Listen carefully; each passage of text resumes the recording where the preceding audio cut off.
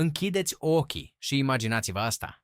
Sunteți în anul 2560 înainte de Hristos, în inima deșertului din Giza. Soarele bate nemilos pe o câmpie de nisip alb și acolo în fața voastră se ridică un munte perfect geometric, o structură atât de masivă, atât de precisă, atât de imposibilă, încât nici astăzi, cu toată tehnologia noastră, nu am reușit să o reproducem. Marea piramidă a lui Cheops. 2.300.000 de blocuri de piatră, fiecare cântărind în medie 2 tone și jumătate, unele depășind 80 de tone, stivuite cu o precizie de fracțiuni de milimetru, până la o înălțime de 146 de metri. Baza piramidei acoperă 13 acri și este nivelată cu o eroare de doar 2 cm pe toată suprafața ei. Laturile sunt aliniate cu punctele cardinale cu o deviație de doar 3 minute de arc. Este mai precis decât majoritatea clădirilor moderne. Și totul a fost construit acum 4500 de ani de un popor care, conform istoriei oficiale, nu cunoștea roata funcțională, nu avea scule de fier și nu poseda niciun sistem de scriere capabil să descrie planuri inginerești complexe. Întrebarea care a obsedat omenirea de atunci și până acum este simplă, dar răspunsul ei refuză să se lase prins. Cum? Cum au reușit? Ce știau ei? Ce am pierdut noi? Și de ce, după mii de ani de cercetare, continuăm să descoperim lucruri care ne fac să ne reconsiderăm totul? Diseară, vom face împreună o călătorie prin timp. Nu o călătorie superficială. Nu o listă de fapte pe care le puteți citi pe Wikipedia. Vom intra în mințile constructorilor. Vom coborî în carierele de piatră. Vom urca pe rampele de construcție. Vom descoperi camera secretă ascunsă în inima piramidei și vom înțelege de ce, cu fiecare nouă descoperire, misterul devine mai adânc, nu mai simplu. Până la sfârșitul acestei povești, veți înțelege nu doar cum au fost construite piramidele, ci de ce au fost construite, ce le face atât de speciale din punct de vedere ingineresc și de ce teoria despre sclavii care le-au ridicat este unul dintre cele mai mari mituri din istoria omenirii. Veți descoperi muncitori care erau hrăniți mai bine decât majoritatea oamenilor din lumea antică, tehnici de construcție care sfidează explicațiile convenționale și secrete arhitecturale pe care le-am descifrat abia în ultimii 10 ani. Dar, înainte de toate, stingeți lumina, reglați un ventilator pentru acel sunet de fundal care vă ajută să vă relaxați și lăsați-vă purtați de această poveste. Eu sunt istoricul nopții, iar misiunea mea este să vă ofer o experiență unică în timp ce adormiți lin. Și dacă vă place ce fac aici, luați-vă un moment să dați un like și să vă abonați. Spuneți-mi în comentarii de unde ascultați și ce oră este la voi. Este întotdeauna fascinant să văd cine ni se alătură din toate colțurile lumii. Pentru a înțelege piramidele, trebuie să înțelegeți Nilul. Fără Nil nu există Egipt. Fără Egipt nu există piramide. Acum 5.000 de ani, Nilul se revărsa în fiecare vară, acoperind câmpiile cu un strat de nămol negru, fertil, care transforma deșertul într-o grădină. Această inundație anuală era atât de previzibilă, atât de vitală, încât a devenit baza calendarului, a religiei și a întregii civilizații egipțiene. Egiptenii numeau pământul fertil din jurul Nilului Kemet, pământul negru, în contrast cu Deșret, pământul roșu al deșertului. Viața și moartea, ordinea și haosul, totul era definit de acest râu. Faraonul nu era doar un rege, era un zeu pe pământ, o punte între lumea muritorilor și lumea divină. Rolul lui principal era să mențină Maat, ordinea cosmică, echilibrul universului. Și ce simbol mai puternic al ordinii cosmice putea exista decât o structură perfectă geometric care se ridica deasupra deșertului ca un munte etern? Piramidele nu erau doar morminte. Erau mașinării ale eternității, proiectate să asigure trecerea faraonului în lumea de dincolo și, prin această trecere, să garanteze că ciclul vieții, al Nilului și al Soarelui, va continua pentru totdeauna. Fiecare piatră avea un scop, fiecare unghi avea o semnificație și fiecare muncitor care a contribuit la construcția lor credea, cu fiecare fibră a ființei sale, că participă la un act de creație cosmică. Dar cum s-a ajuns de la această credință la cea mai mare structură construită vreodată de mâna omului? Nu credeți că totul s-a întâmplat peste noapte? Nu s-a întâmplat. Drumul de la prima groapă în nisip la Marea Piramidă a durat peste 1000 de ani. A fost un proces de acumulare graduală, de experimentare, de eșecuri catastrofale și de victorii strălucitoare.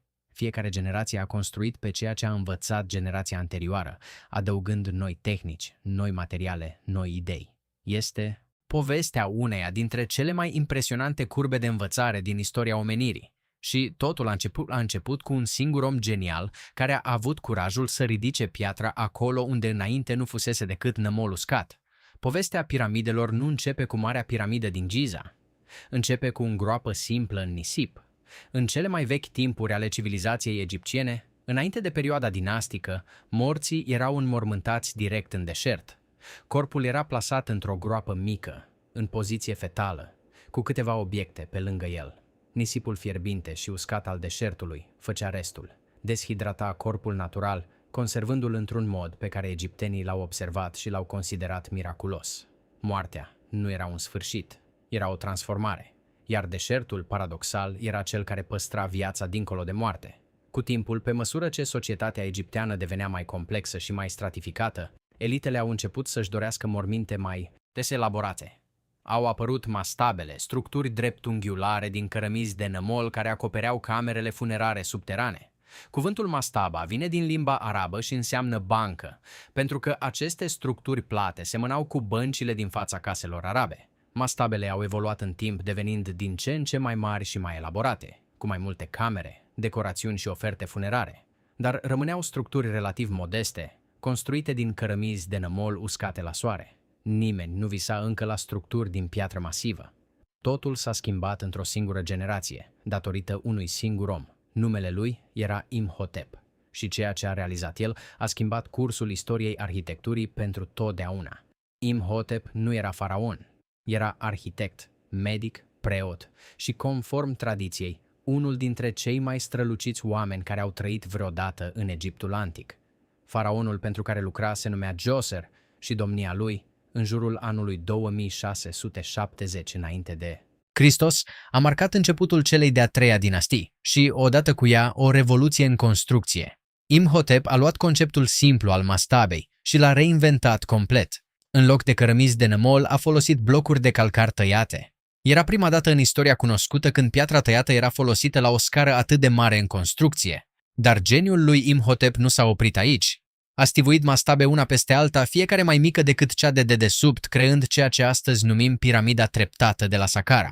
Imaginați-vă impactul pe care l-a avut această structură asupra oamenilor din acea epocă. Într-o lume de case din nămol și temple modeste, dintr-o dată se ridica o structură de 60 de metri înălțime, construită din blocuri de piatră albă care străluceau în soarele deșertului. Era cea mai înaltă structură construită vreodată de mâna omului la acea dată. Și mai important, era făcută să dureze o eternitate. Piramida treptată avea 6 trepte și se ridica deasupra unui complex funerar vast, înconjurat de ziduri și decorat cu coloane și reliefuri. Sub piramidă un labirint de tuneluri și camere se întindea pe kilometri. Camera funerară a faraonului Djoser se afla la baza unui puț vertical de 28 de metri adâncime, protejat de un dop masiv de granit care cântărea 3 tone și jumătate. Dar poate cel mai fascinant aspect al piramidei trepte nu este ceea ce vedem deasupra solului, ci procesul de construcție în sine.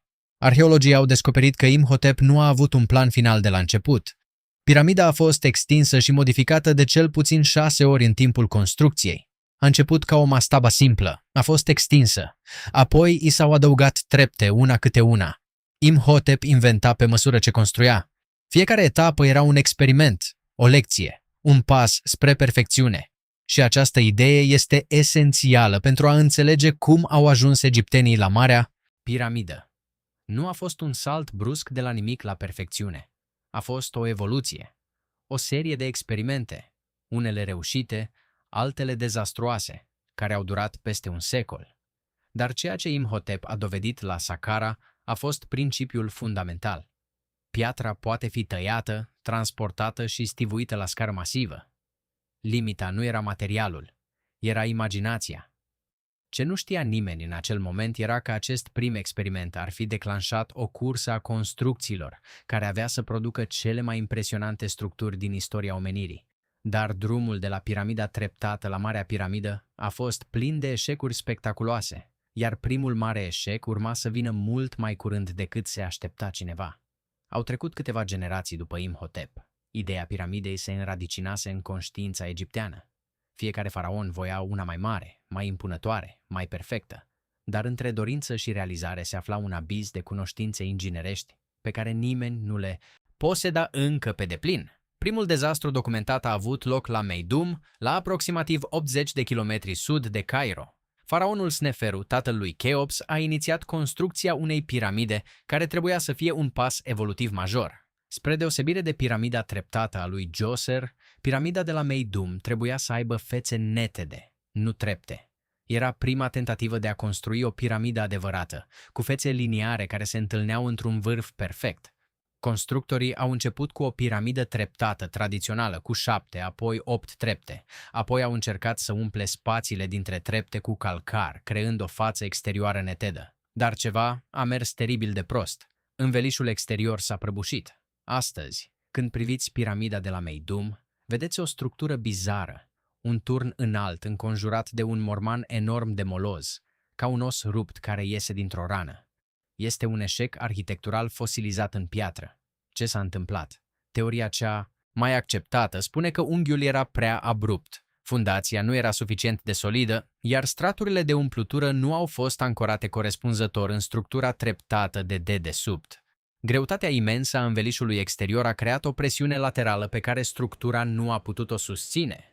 Rezultatul a fost o prăbușire catastrofală care a lăsat piramida în ruina pe care o vedem astăzi. Dar aici intervine ceva fascinant despre mentalitatea egipteană. Sneferu nu s-a oprit.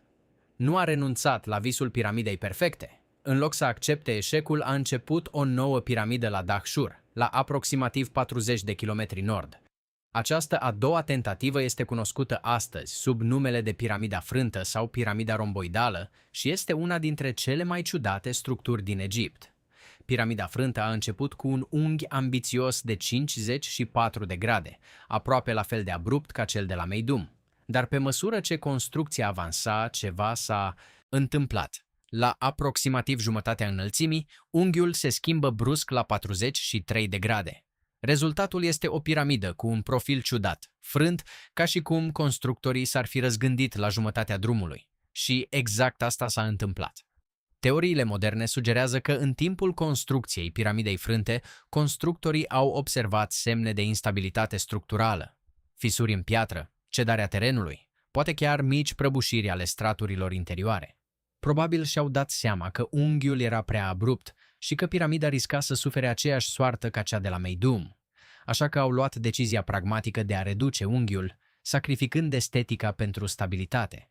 Gândiți-vă la curajul și la inteligența necesare pentru această decizie. Construcția piramidei frânte implica deja ani de muncă și resurse imense. Să recunoști că ai greșit și să adaptezi planul în timp real, în loc să perseverezi orbește către dezastru, necesită un nivel de maturitate inginerească remarcabil. Această piramidă imperfectă este paradoxal una dintre cele mai valoroase structuri din Egipt, pentru că ne arată procesul de învățare în acțiune. Fiecare fisură din piatra ei spune povestea unor oameni care încercau, greșeau și se adaptau. Dar Sneferu tot nu era mulțumit. Acest faraon extraordinar, singurul faraon din istoria Egiptului care a construit 3 piramide majore, a început o a 3-a construcție, tot la Dahshur. Aceasta este piramida roșie, numită astfel datorită nuanței roșiatice a calcarului din care este construită. Și cu această a 3-a tentativă, Sneferu a reușit în cele din urmă. Piramida roșie este prima piramidă adevărată cu fețe netede construită cu succes în istoria omenirii. Unghiul ales, 43 de grade, era același unghi redus folosit în jumătatea superioară a piramidei frânte. Sneferu învățase din greșeli. Știa acum exact ce unghi era. Sigur, structura interioară era mai solidă, distribuția greutății mai uniformă, iar calitatea pietrelor mai consistentă. Piramida roșie se ridică la o înălțime de 104 metri, făcând-o a 3-a cea mai mare piramidă din Egipt. Interior, piramida roșie conține 3 camere impresionante cu tavane din console, o tehnică de construcție în care fiecare strat de piatră este ușor decalat față de cel de dedesubt, creând un tavan în trepte care distribuie greutatea uniform. Această tehnică, perfecționată aici, va fi folosită mai târziu în Marea Piramidă, la o scară mult mai ambițioasă. Ceea ce ne spune povestea lui Sneferu este fundamental.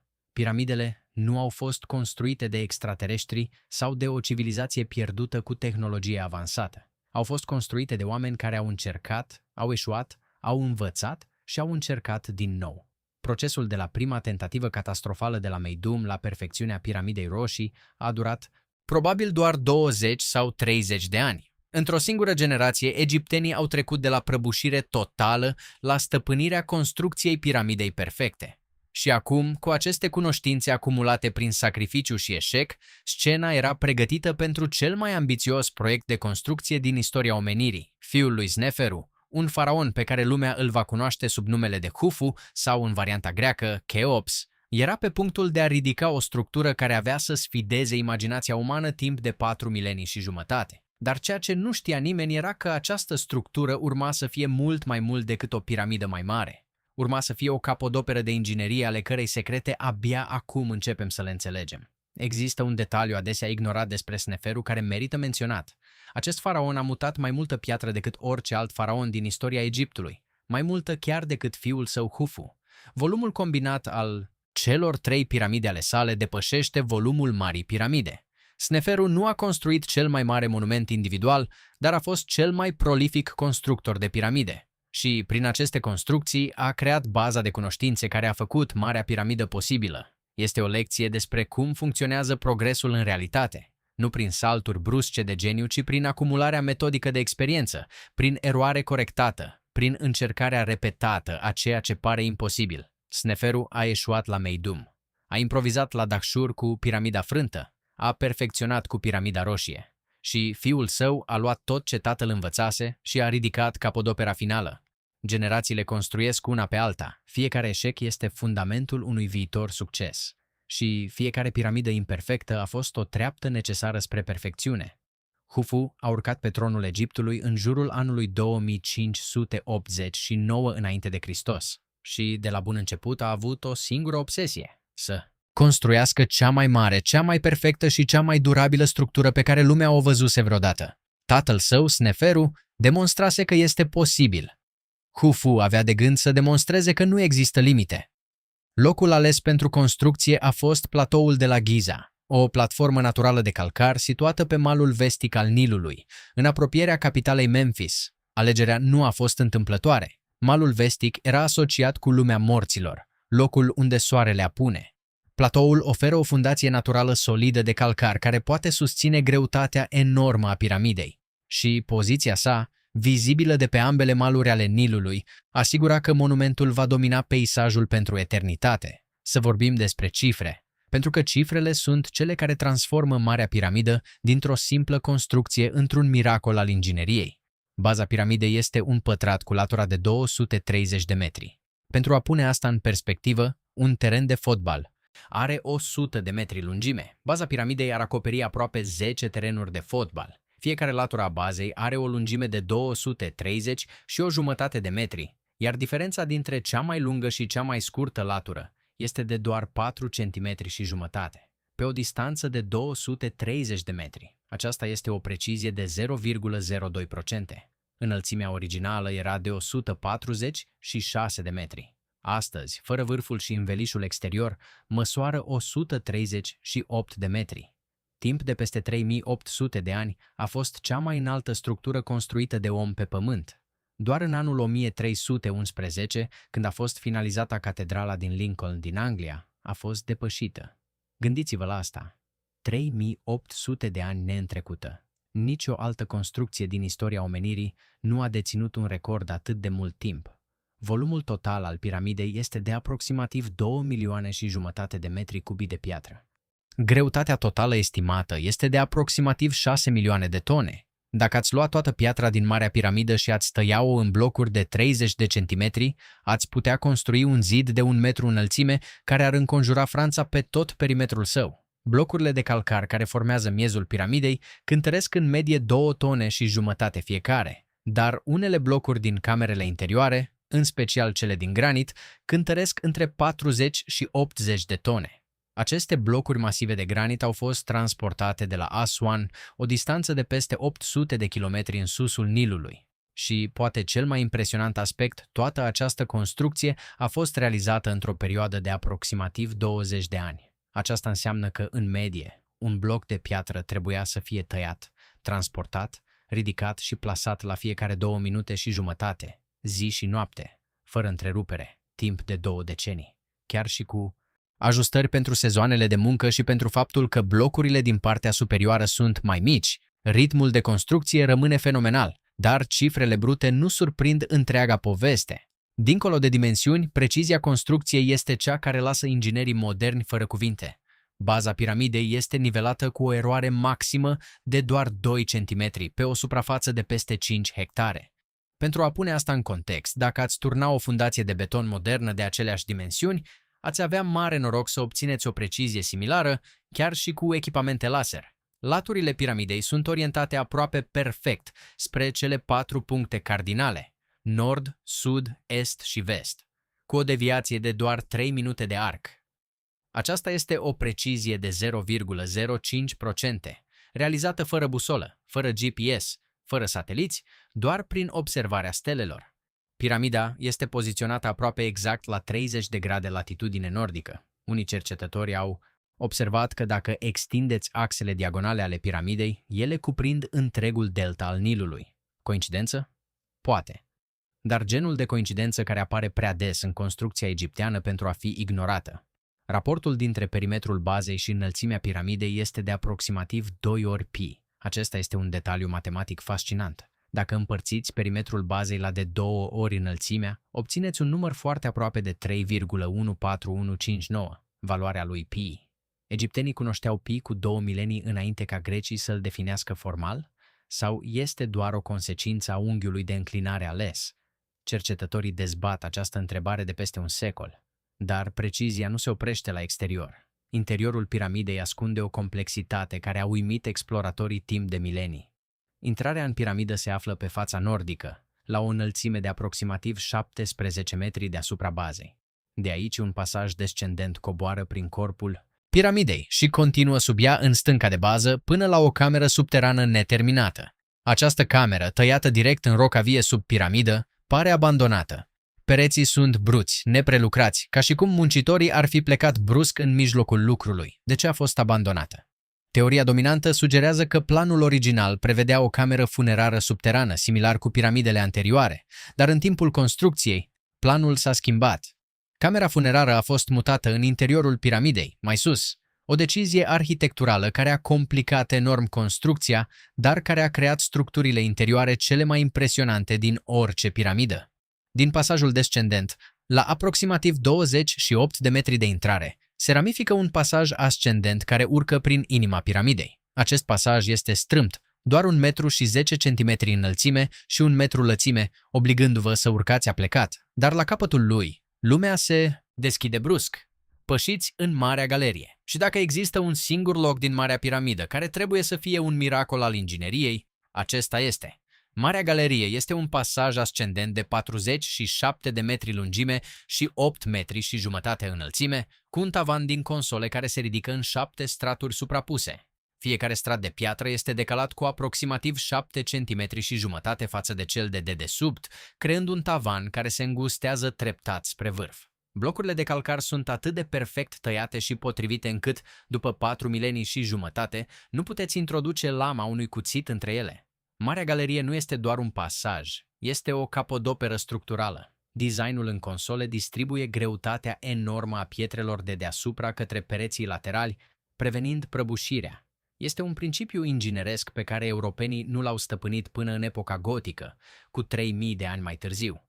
La capătul superior al Marii Galerii se află Camera Regelui. Aceasta este camera funerară a lui Hufu, o încăpere dreptunghiulară de 10 metri și jumătate lungime, 5 metri și 20 de centimetri lățime și 5 metri și 80 de centimetri înălțime. Și întreaga cameră, pereții, tavanul, podeaua, totul este construit din granit roșu de Aswan. 9 plăci de granit formează tavanul, fiecare cântărind aproximativ 45 de tone. Aceste blocuri masive au fost ridicate la o înălțime de peste 43 de metri în interiorul piramidei. Deasupra camerei regelui se află ceva pe care nu l-ați găsi în nicio altă piramidă. 5 camere de descărcare, una deasupra alteia, separate de blocuri masive de granit, cu ultima cameră acoperită de un acoperiș în formă de V din calcar. Scopul acestor camere este pur structural, distribuirea greutății de piatră de deasupra pentru a preveni prăbușirea tavanului camerei regelui.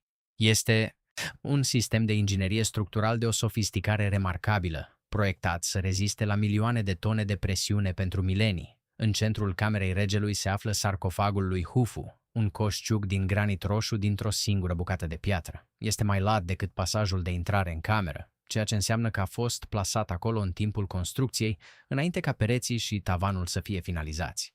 Piramida a fost literalmente construită în jurul sarcofagului. Dar poate cel mai misterios element al camerei regelui sunt cele două puțuri înguste care pleacă din camera și traversează întregul corp al piramidei, ieșind pe fețele exterioare.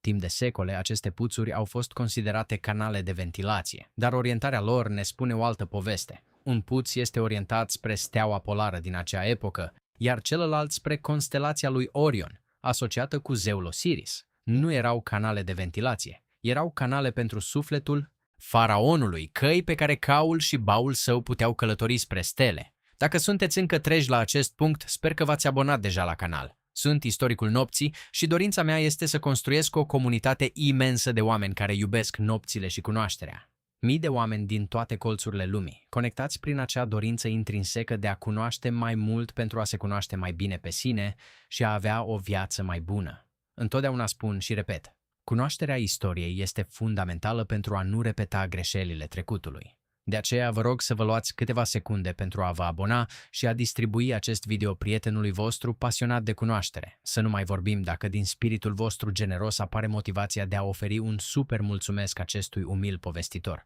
Oricum, recunoștința mea pentru simplul fapt că împărțim acest moment este infinită. Acum, să continuăm povestea. Acum abordăm cea mai răspândită greșeală despre piramide. Mitul care a persistat timp de milenii și care, din păcate, încă circulă în cultura populară. Ideea că piramidele au fost construite de sclavi. Această concepție greșită datează încă din antichitate. Herodot, istoricul grec care a vizitat Egiptul în secolul al V-lea înainte de Hristos, a scris că 100.000 de sclavi au fost forțați să construiască piramida lui Cheops. Dar Herodot a vizitat Egiptul la peste 2000 de ani după construcția piramidelor. Era ca și cum cineva din zilele noastre ar scrie despre viața din Roma antică bazându-se pe zvonuri locale. Informațiile lui erau inexacte. Ce ne spun dovezile arheologice reale? O imagine complet diferită. În 1990, o turistă care călărea pe cal lângă piramide a căzut în ceea ce s-a dovedit a fi un mormânt antic. Această descoperire accidentală a condus la cea mai importantă revelare despre constructorii piramidelor din istoria arheologiei. Egiptologul Mark Lenner și arheologul egiptean Zahi Hawass au condus excavații extensive care au scos la lumină un întreg oraș al muncitorilor situat la doar câteva sute de metri sud de piramide. Ce au găsit a fost uimitor. Nu o tabără de sclavi mizeri, ci un oraș organizat cu dormitoare, bucătării, brutării, berării și chiar un spital.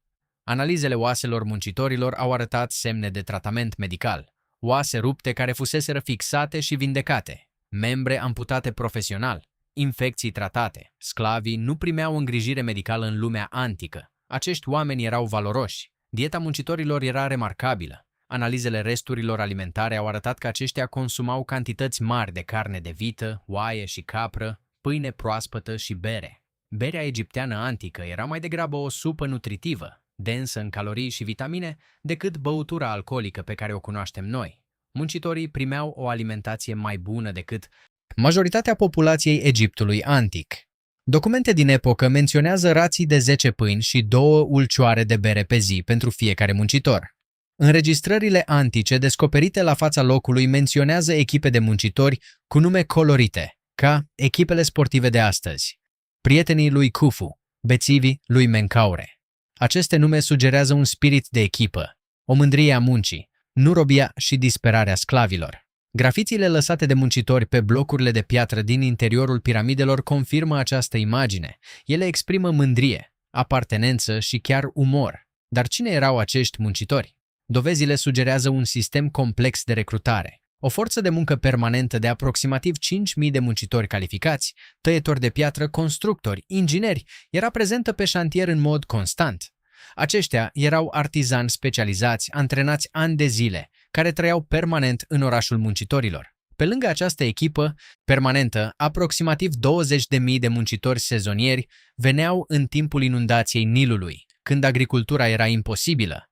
Aceștia erau fermieri recrutați prin corvadă, un sistem de muncă obligatorie care funcționa ca o formă de impozitare. Nu era sclavie, era un serviciu către faraon și către zei, similar cu serviciul militar obligatoriu din multe țări moderne. Muncitorii erau plătiți cu hrană, adăpost și probabil cu scutiri de la alte obligații fiscale. Organizarea muncii era remarcabilă. Forța de muncă era împărțită în echipe mari numite file, fiecare de aproximativ 1000 de oameni. Fiecare file era împărțită în echipe mai mici de aproximativ 200 de oameni, iar acestea în grupuri de lucru de 20. Fiecare echipă avea un supraveghetor, un contabil care înregistra prezența și rațiile, și un medic disponibil pentru urgențe. S-au descoperit și mormintele muncitorilor obișnuiți, situate în apropierea piramidelor. Acestea nu sunt morminte elaborate ca cele ale faraonilor, dar sunt morminte decente, unele cu inscripții și oferte funerare. Sclavii nu erau înmormântați lângă faraoni, sclavii nu aveau morminte proprii. Acești oameni erau tratați cu un respect care contrazice complet narațiunea sclaviei. Mai mult, studiile recente au demonstrat că muncitorii proveneau din toate regiunile Egiptului. Analizele izotopice ale oaselor arată diete diferite în copilărie și maturitate, indicând că mulți muncitori s-au mutat la Giza din alte regiuni. Construcția piramidelor era un proiect național, un efort care unifica țara, aducând oameni din fiecare colț al Egiptului într-un scop comun. Există chiar dovezi că munca la piramide era considerată o onoare. Unele inscripții menționează muncitori care se lăudau cu contribuția lor la construcție. Era o muncă grea, fără îndoială, dar era și un act de devoțiune religioasă. Fiecare piatră plasată era un act de creație cosmică, o contribuție la eternitatea faraonului și, prin extensie, la ordinea universului însuși. Această revelație schimbă complet modul în care trebuie să privim piramidele. Nu sunt monumente ale cruzimii și opresiunii. Sunt monumente ale organizării umane la cel mai înalt nivel, ale cooperării, ale credinței și ale capacității umane de a realiza lucruri aparent imposibile când un popor întreg lucrează împreună spre un scop comun. Dar recunoașterea că piramidele au fost construite de muncitori liberi și calificați nu face întrebarea fundamentală mai ușor de răspuns. De fapt, o complică. Dacă știm cine le-a construit, întrebarea cum devine și mai presantă, pentru că acum trebuie să explicăm cum 25.000 de oameni, fără mașinării moderne, fără fier, fără roata funcțională, au reușit să taie, să transporte și să ridice milioane de tone de piatră cu o precizie milimetrică în doar 2 decenii. Să începem de la sursă. De unde venea piatra și cum era extrasă? Marea majoritate a blocurilor din Marea Piramidă, aproximativ 2 milioane de blocuri de calcar, provenea din cariere situate chiar pe platoul de la Giza, la doar câteva sute de metri de locul construcției. Aceasta este o informație crucială care este adesea ignorată. Nu toate blocurile trebuiau transportate pe distanțe mari. Cea mai mare parte a materialului era local. Calcarul de la Giza este o rocă relativ moale. Atunci când este proaspăt extrasă, se întărește la expunerea la aer. Această proprietate era o binecuvântare pentru constructori. Piatra moale putea fi tăiată cu unelte de cupru și piatră, apoi se întărea natural după ce era plasată. Procesul de extracție era sistematic și eficient. Muncitorii tăiau canale înguste în roca vie, folosind dălți de cupru și ciocane de dolerit, o rocă extrem de dură. Aceste canale erau de aproximativ 45 de centimetri lățime și defineau dimensiunile blocului dorit. Odată ce canalele laterale și cel superior erau tăiate, muncitorii introduceau pene de lemn uscat în fisuri de-a lungul bazei blocului. Apoi udau lemnul. Lemnul, absorbind apa, se dilata cu o forță surprinzătoare, suficientă pentru a despinde blocul de roca de bază. Experimente moderne au confirmat că această tehnică funcționează perfect. Un bloc tipic de calcar de 2 tone și jumătate putea fi extras de o echipă de 8 până la 12 muncitori într-o zi de lucru. La scara construcției, cu sute de echipe lucrând simultan în cariere, ritmul de extracție necesar era realizabil. Dar nu tot calcarul era egal. Învelișul exterior al piramidei era făcut dintr-un calcar alb de Tura, o piatră mult mai fină și mai dură, extrasă din cariere situate pe malul estic al Nilului, la aproximativ 15 km distanță, și blocurile masive de granit din camerele interioare proveneau de la Aswan, la peste 800 de kilometri distanță. Cum erau transportate aceste blocuri masive pe distanțe atât de mari? Răspunsul principal este Nilul. Nilul era autostrada Egiptului antic. Blocurile de granit de la Aswan erau încărcate pe bărci și barje și transportate pe Nil în aval, până la un punct de debarcare lângă Giza. S-au descoperit rămășițele unui canal antic care conecta Nilul direct cu platoul de la Giza, permițând bărci mari să ajungă foarte aproape de locul construcției. În 2013, un papirus remarcabil a fost descoperit la Wadi al-Jarf, pe coasta Mării Roșii. Cunoscut astăzi ca papirusul lui Merer, este cel mai vechi papirus descoperit vreodată și este, literalmente, jurnalul de lucru al unui supraveghetor care a participat la construcția Marii Piramide. Merer descrie în detaliu transportul blocurilor de calcar de la Tura pe Nil, pe bărci, până la Giza. Descrie cum echipa lui făcea călătorii regulate între cariere și șantier, transportând blocuri pe canalele de apă. Acest document este o dovadă directă, din prima mână, a metodelor de transport. Dar cum erau mutate blocurile pe uscat? De la malul Nilului la locul construcției, distanța putea fi de câteva sute de metri până la 1 kilometru. Aici intervin săniile. Egiptenii foloseau sănii mari de lemn pe care plasau blocurile de piatră. Sania era trasă pe un drum de pământ bătut care era udat în mod constant cu apă. Un studiu publicat de cercetătorii de la Universitatea din Amsterdam în 2014 a demonstrat experimental că udarea nisipului în fața săniei reduce fricțiunea cu până la 50%. Când nisipul este uscat, el formează grămezi în fața săniei. Când este udat la proporția corectă, granulele de nisip devin rigide și sania alunecă ușor peste ele. Interesant, o pictură murală din mormântul lui Djehutihotep, datând din aproximativ anul 1900 înainte de Hristos, îl arată pe un lucrător turnând apă în fața unei sănii care transportă o statuie colosală. Nu era doar o ceremonie rituală, era o tehnică inginerească. Calculele arată că un bloc de 2 tone și jumătate putea fi tras pe o sanie de o echipă de aproximativ 8 până la 12 oameni pe un drum udat. Pentru blocurile mai mari, de 40 sau 80 de tone, se foloseau echipe proporțional mai mari și, posibil, sisteme de pârghii și contrapondere. Dar cea mai mare întrebare rămâne: cum au fost ridicate blocurile la înălțime? Cum ridici un bloc de 2 tone și jumătate la 100 de metri înălțime? Sau, și mai provocator, cum ridici un bloc de 45 de tone de granit la 43 de metri în interiorul piramidei pentru a forma tavanul camerei regelui? Aceasta este întrebarea care a generat cele mai aprinse dezbateri în egiptologie. Și, sincer, nu avem încă un răspuns definitiv. Ceea ce avem sunt mai multe teorii, fiecare cu argumente solide și cu slăbiciuni proprii. Cea mai tradițională teorie este rampa dreaptă, o rampă de pământ și molos care se extindea de la bază și urca pe măsură ce piramida creștea. Problema: pentru a menține un unghi suficient de blând pentru a trage blocuri grele, rampa ar fi trebuit să fie enormă. La momentul în care piramida atingea vârful, rampa ar fi avut un volum mai mare decât piramida însăși. Aceasta face teoria rampei drepte puțin practică, cel puțin pentru nivelurile superioare. O variantă este rampa înfășurată, o rampă care urca în spirală în jurul piramidei. Această teorie are avantajul de a menține rampa la o lungime rezonabilă, dar are probleme proprii. O rampă exterioară ar fi blocat vederea constructorilor, făcând imposibilă verificarea geometriei piramidei în timpul construcției. Și colțurile piramidei ar fi fost extrem de dificil de manevrat cu o rampă în spirală. În 2007, arhitectul francez Jean-Pierre Houdin a propus o teorie revoluționară: rampa internă. Conform acestei teorii, o rampă în spirală era construită în interiorul piramidei, în spatele fețelor exterioare. Blocurile erau trase pe această rampă internă care urca în spirală de-a lungul structurii. La fiecare colț, un spațiu deschis permitea rotirea blocurilor pentru a continua pe următoarea secțiune a rampei. Houdin a folosit simulări computerizate și date din scanări gravitaționale ale piramidei pentru a-și susține teoria. Scanările au arătat o anomalie de densitate în interiorul piramidei care corespunde traseului unei rampe spiralate interne. Mai mult, în 1986, o echipă franceză a descoperit o cameră la un colț al piramidei, care ar putea fi exact tipul de spațiu de manevră prezis de teoria rampei interne. O altă teorie propusă recent sugerează că blocurile erau ridicate cu ajutorul unui sistem de contrapondere și pârghii. Blocuri mari de piatră erau legate de un sistem de funii care trecea peste pârghii fixate pe fețele piramidei.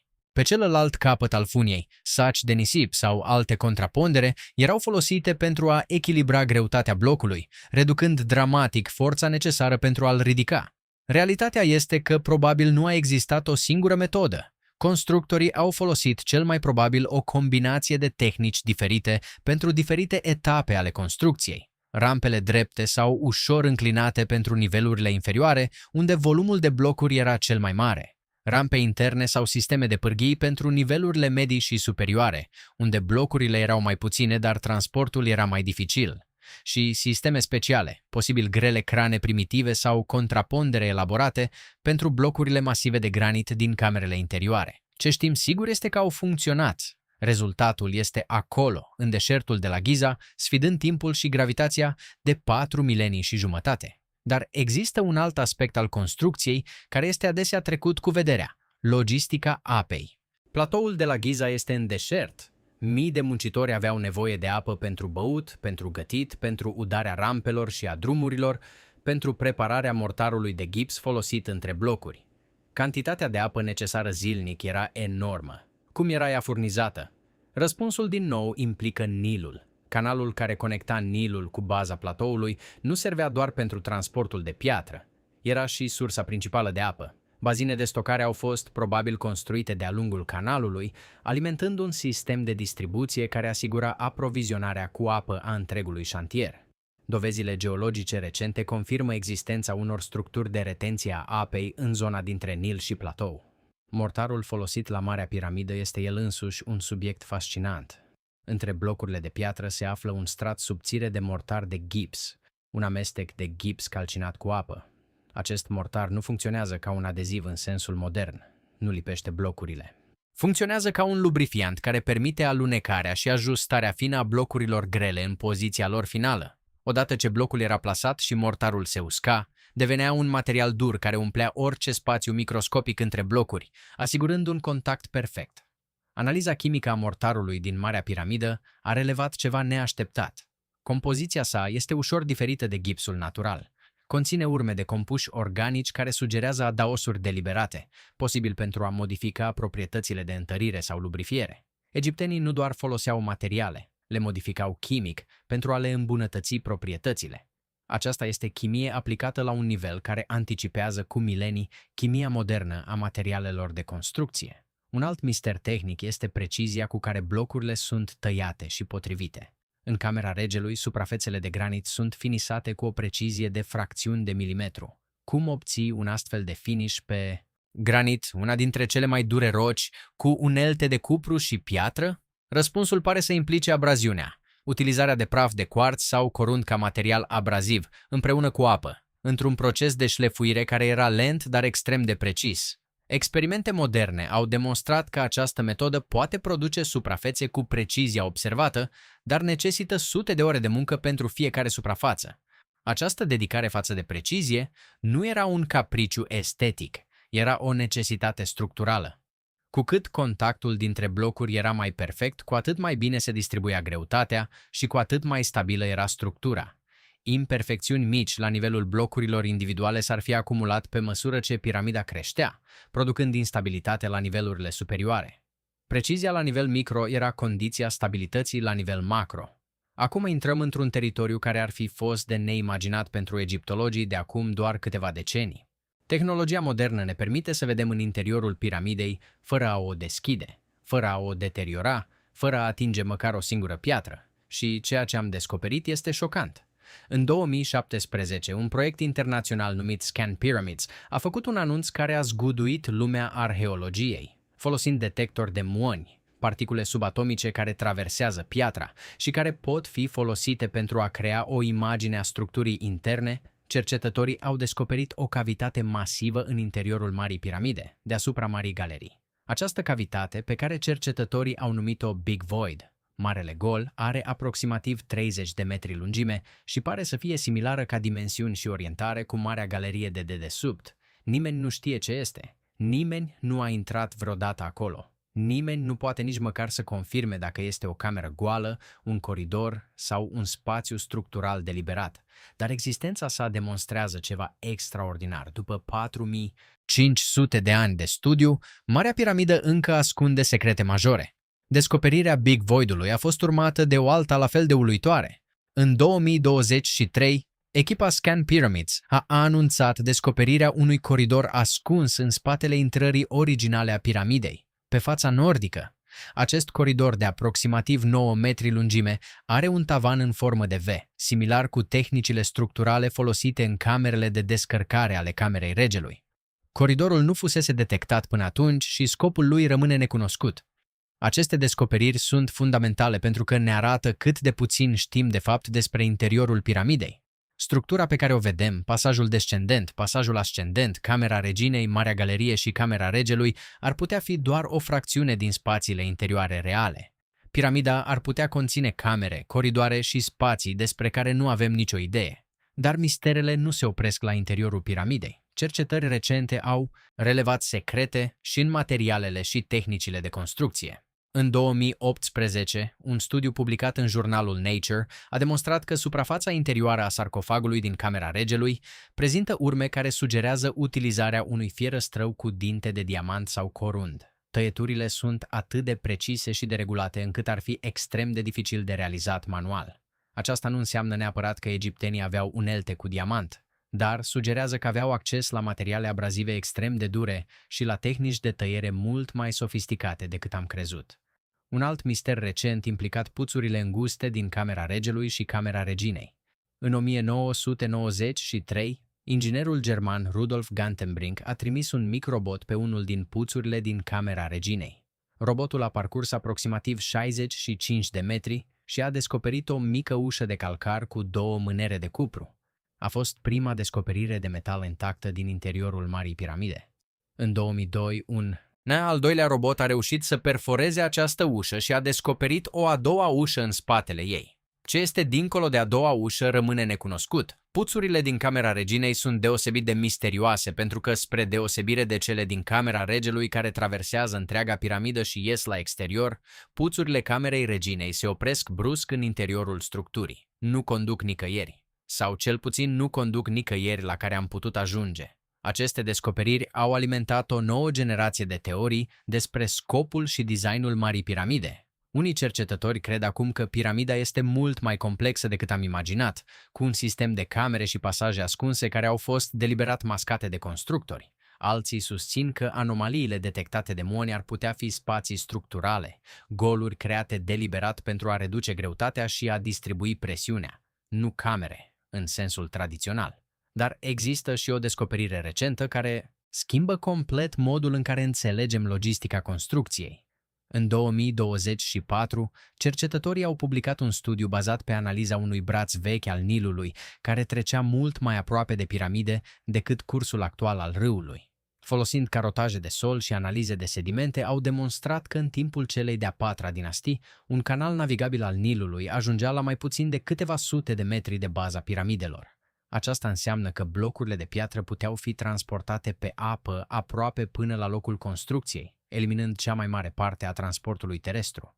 Această descoperire face construcția piramidelor semnificativ mai plauzibilă din punct de vedere logistic. Nu mai trebuie să ne imaginăm mii de oameni trăgând blocuri pe kilometri prin deșert. Blocurile erau transportate pe apă, pe bărci și barje, până la un port situat chiar la baza platoului de la Giza. De acolo, distanța de transport terestru era minimă, combinată cu papirusul lui Merer, care descrie exact acest tip de transport pe apă. Imaginea devine din ce în ce mai clară. Constructorii piramidelor aveau o infrastructură logistică mult mai sofisticată decât am crezut. Canale, porturi, depozite, sisteme de distribuție. Era o operațiune logistică comparabilă cu cele mai mari proiecte de construcție moderne. Și totuși, cu fiecare răspuns vine o nouă întrebare. Dacă Nilul ajungea până la piramide, de ce nu am știut asta până acum?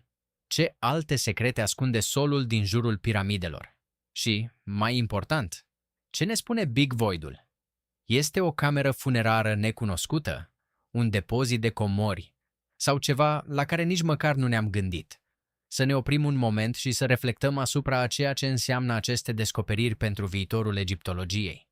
Timp de secole, studiul piramidelor a fost limitat la ceea ce puteam vedea cu ochii și atinge cu mâinile. Exploratorii intrau pe pasajele cunoscute, măsurau camerele accesibile și asta era tot. Dar acum, tehnologia ne permite să privim prin piatră. Monografia, tehnica folosită pentru a detecta Big Void-ul, funcționează în esență ca o radiografie cosmică. MONI sunt particule subatomice create când razele cosmice lovesc atmosfera Pământului.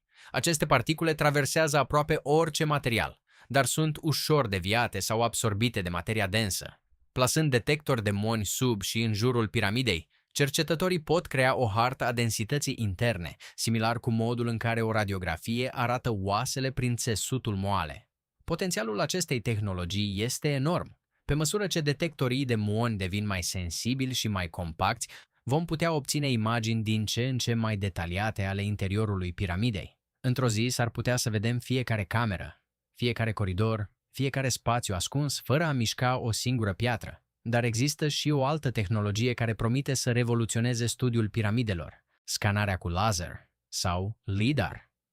Folosind fascicule laser care măsoară distanțe cu precizie milimetrică, cercetătorii pot crea modele tridimensionale ale suprafețelor piramidei cu un nivel de detaliu fără precedent. Aceste scanări au revelat deja detalii structurale invizibile cu ochiul liber, inclusiv concavitățile subtile ale fețelor și variații de suprafață care sugerează modificări de plan în timpul construcției. Combinând monografia cu scanarea LiDAR, termografia în infraroșu care detectează variații de temperatură indicând spații goale în spatele suprafeței și analizele geologice ale solului din jurul piramidelor, cercetătorii construiesc treptat cea mai completă imagine a Marii Piramide obținută vreodată. Este ca și cum am dezbrăca piramida strat cu strat, revelând secretele pe care constructorii ei le-au ascuns acum 4 milenii și jumătate. Și poate cea mai extraordinară descoperire este încă de venit. Cu fiecare an care trece, tehnologia avansează, iar Marea Piramidă, răbdătoare ca întotdeauna, așteaptă să-și dezvăluie ultimele secrete celor care au curiozitatea și mijloacele de a le căuta. Am vorbit despre cine a construit piramidele și despre cum au mutat piatra. Dar cum arăta viața de zi cu zi a unui muncitor pe cel mai mare șantier de construcție din istoria antică? Dovezile arheologice ne oferă o imagine surprinzător de detaliată. Orașul muncitorilor descoperit de Mark Lenner și Zahi Hawass se întindea pe o suprafață de aproximativ 7 hectare. Era un oraș adevărat, cu străzi planificate, clădiri administrative și zone rezidențiale diferențiate în funcție de rangul muncitorilor. Meșteșugarii și supraveghetorii aveau dormitoare mai spațioase, separate prin pereți de cărămidă, în timp ce muncitorii obișnuiți dormeau în barăci lungi, asemănătoare dormitoarele militare moderne.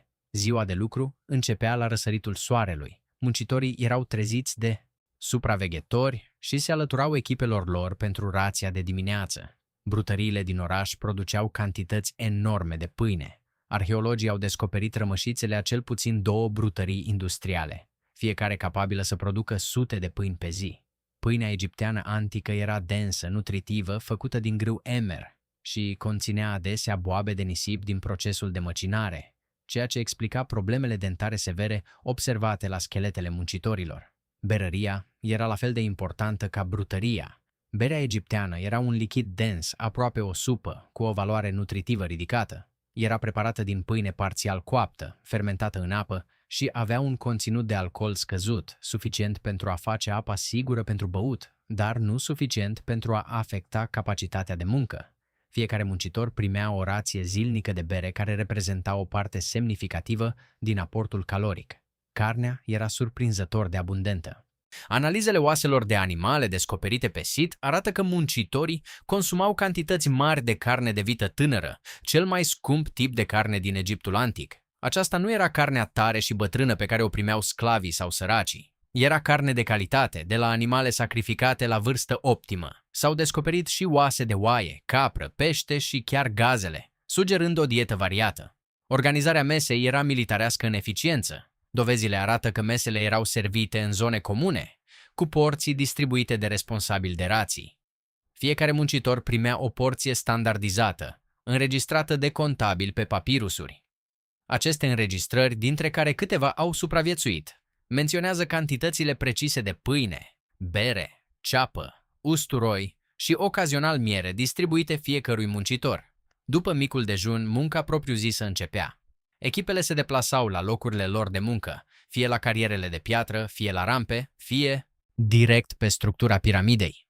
Supraveghetorii monitorizau progresul fiecărei echipe și raportau zilnic către administrația centrală. S-au descoperit fragmente de papirusuri care înregistrau prezența muncitorilor, similar cu foile de pontaj moderne. Absențele erau notate, împreună cu motivele boală, vizită acasă, zi liberă. Da, muncitorii aveau zile libere. Documentele menționează zile de odihnă regulate, precum și concedii pentru evenimente personale sau religioase. Un fragment de papirus menționează un muncitor care a lipsit pentru a-și vizita mama bolnavă. Altul nota absența pentru participarea la un festival religios. Aceasta nu era o forță de muncă supusă prin teroare, ci una organizată prin structuri administrative sofisticate. Seara, după terminarea muncii, muncitorii se întorceau în orașul lor. Dovezile sugerează activități de petrecere a timpului liber, jocuri de societate, inclusiv senet, un joc de strategie popular în Egiptul antic, muzică și, probabil, povestiri. S-au descoperit și resturi de instrumente muzicale primitive în zona muncitorilor. Sănătatea era luată în serios. Pe lângă dovezile de tratament medical menstruose despre care am vorbit mai devreme, oase rupte fixate, amputări profesionale, s-au descoperit și dovezi de tratamente dentare. Durerea de dinți era o problemă majoră, cauzată de nisipul prezent în pâine care erodea smalțul, și existau practicieni care ofereau tratamente, probabil combinații de remedii pe bază de plante cu elemente ritualice. Moartea pe șantier era o realitate. S-au găsit scheleturi cu semne de accidente grave, prăbușiri de blocuri de piatră, căderi de la înălțime. Dar faptul că acești muncitori erau înmormântați cu grijă în morminte proprii, cu oferte funerare, chiar dacă modeste, confirmă statutul lor de oameni respectați, nu de sclavi descartabili. Poate cel mai emoționant detaliu este grafitiul lăsat de echipele de muncitori pe blocurile de piatră din interiorul piramidei. Ascunse de priviri, aceste inscripții nu erau destinate posterității. Erau semne de mândrie, ca semnăturile artiștilor pe operele lor. Prietenii lui Hufu, barca lui Hufu. Aceste nume de echipă, scrise cu ocru roșu pe blocurile de piatră, sunt vocile directe ale celor care au construit una dintre cele mai mari realizări ale umanității. Au fost săraci, au muncit din greu, au trăit o viață scurtă după standardele noastre, dar și-au lăsat semnătura pe eternitate. Când oamenii se gândesc la piramidele din Giza, de obicei se gândesc la Marea Piramidă. Dar Marea Piramidă nu este singură. Face parte dintr-un complex vast care include alte 2 piramide majore, 6 piramide mai mici ale reginelor, Sfinxul, temple mortoare, temple ale văii, drumuri procesionale și o necropolă întreagă. Este o întreagă metropolă a morților, un oraș proiectat nu pentru cei vii, ci pentru eternitate. A doua piramidă, ca mărime din Giza, a fost construită de Khafre, fiul lui Hufu. La prima vedere, piramida lui Khafre pare mai mare decât Marea Piramidă. Dar aceasta este o iluzie optică. Khafre și-a construit piramida pe un teren mai înalt, dându-i aparența unei înălțimi superioare. De fapt, este cu aproximativ 3 metri mai scurtă. Dar ceea ce face piramida lui Khafre specială este că încă păstrează o parte din învelișul original de calcar alb de tura în vârf, oferindu-ne o imagine a modului în care arătau piramidele în gloria lor originală.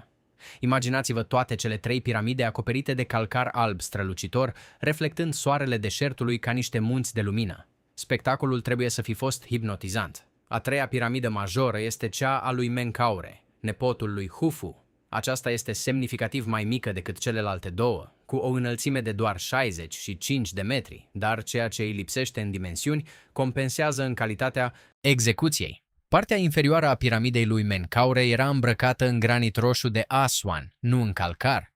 O alegere care trebuie să fi creat un contrast vizual uimitor, granitul roșu jos, calcarul alb sus. Templul mortuar atașat piramidei lui Menkaure conținea unele dintre cele mai frumoase sculpturi din întregul Egipt antic. Dar poate cel mai misterios element al complexului de la Giza este Sfinxul. Această creatură mitologică, cu corp de leu și cap de om, este tăiată direct din roca vie a platoului, dintr-un bloc de calcar care fusese lăsat în urmă de carierele de piatră. Sfinxul este enorm, 73 de metri lungime și 20 de metri înălțime, făcându-l cea mai mare sculptură monolită din lume. Cine este Sfinxul? Teoria dominantă identifică fața Sfinxului ca fiind a faraonului Khafre, deoarece Sfinxul este aliniat cu complexul funerar al lui Khafre. Dar nu toți cercetătorii sunt de acord. Unii susțin că stilul facial este diferit de statuile cunoscute ale lui Khafre și propun că Sfinxul ar putea fi mai vechi, posibil datând din timpul lui Shufu sau chiar mai devreme. Există o controversă și mai radicală legată de vârsta Sfinxului. Geologul Robert Schoch, de la Universitatea din Boston, a observat în anii 1990 că modelele de eroziune de pe corpul Sfinxului sugerează eroziune cauzată de ploaie, nu de vânt și nisip.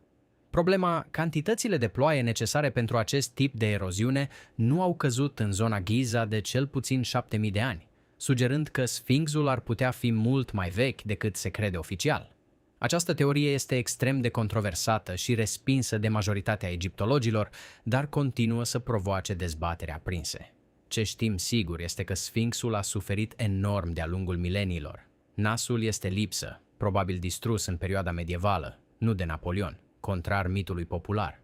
Corpul a fost acoperit de nisip în mod repetat de-a lungul istoriei, fiind dezgropat de mai multe ori de faraonii ulteriori și, în cele din urmă, în mod complet, abia în anii 1930. Între labele Sfinxului se află stela visului, o placă de granit ridicată de faraonul Tutmes al IV-lea în jurul anului 1401 înainte de Hristos. Înscripția povestește cum tânărul prinț, pe atunci doar un pretendent la tron, a adormit la umbra Sfinxului într-o după amiază fierbinte. În vis, Sfinxul i-a promis că îl va face faraon dacă va degaja nisipul care îl sufoca.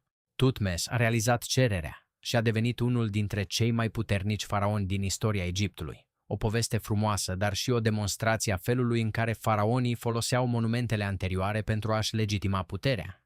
Sfinxul are propriile sale mistere structurale care adaugă la enigma complexului de la Giza. Sub el și în jurul lui au fost detectate mai multe anomalii prin metode geofizice. Există cavități sub labele anterioare și posibil un tunel sau o cameră sub corpul statuii. Acestea nu au fost niciodată excavate sau explorate complet din motive de conservare. Sfinxul este deja într-o stare fragilă, calcarul moale din care este sculptat erodându-se constant. Orice intervenție agresivă riscă să îl deterioreze ireversibil. Restaurările repetate de-a lungul mileniilor au adăugat straturi succesive de piatră peste corpul original al Sfinxului. Faraonii din Regatul Nou, romanii și chiar restauratorii moderni au aplicat cărămizi și mortar peste suprafața erodată. Rezultatul este un Sfinx care este un palimpsest de reparații, fiecare strat reprezentând o epocă diferită a istoriei. Dezbrăcarea acestor straturi pentru a ajunge la suprafața originală este un proiect pe care nimeni nu îndrăznește să-l întreprindă. Dar complexul de la Giza ascunde nu doar monumente vizibile. Sub nisip, în jurul și între piramide, s-au descoperit structuri subterane surprinzătoare. În 1999, Zahi Hawass a excavat ceea ce este acum cunoscut ca mormântul lui Osiris. O serie de 3 camere subterane conectate prin puțuri verticale, situate direct sub drumul procesional al lui Khafre. Camera cea mai de jos, la aproximativ 30 de metri adâncime, conținea un sarcofag de granit înconjurat de apă subterană. Unii cercetători cred că acest sit era un cenotaf simbolic, un mormânt gol dedicat zeului Osiris, o reprezentare a lumii de dincolo chiar sub complexul funerar al faraonilor. Tot sub platoul de la Giza s-a descoperit o rețea de tuneluri și camere tăiate în rocă, unele datând din perioade ulterioare construcției piramidelor. Acestea au fost folosite pe parcursul mileniilor pentru diverse scopuri, de la depozitare la înmormântări secundare. Unele tuneluri par să conecteze diferite structuri de pe platou, creând o rețea subterană a cărei extensie completă nu a fost încă cartografiată. Una dintre cele mai recente și mai spectaculoase descoperiri de la Giza este barca solară a lui Khufu.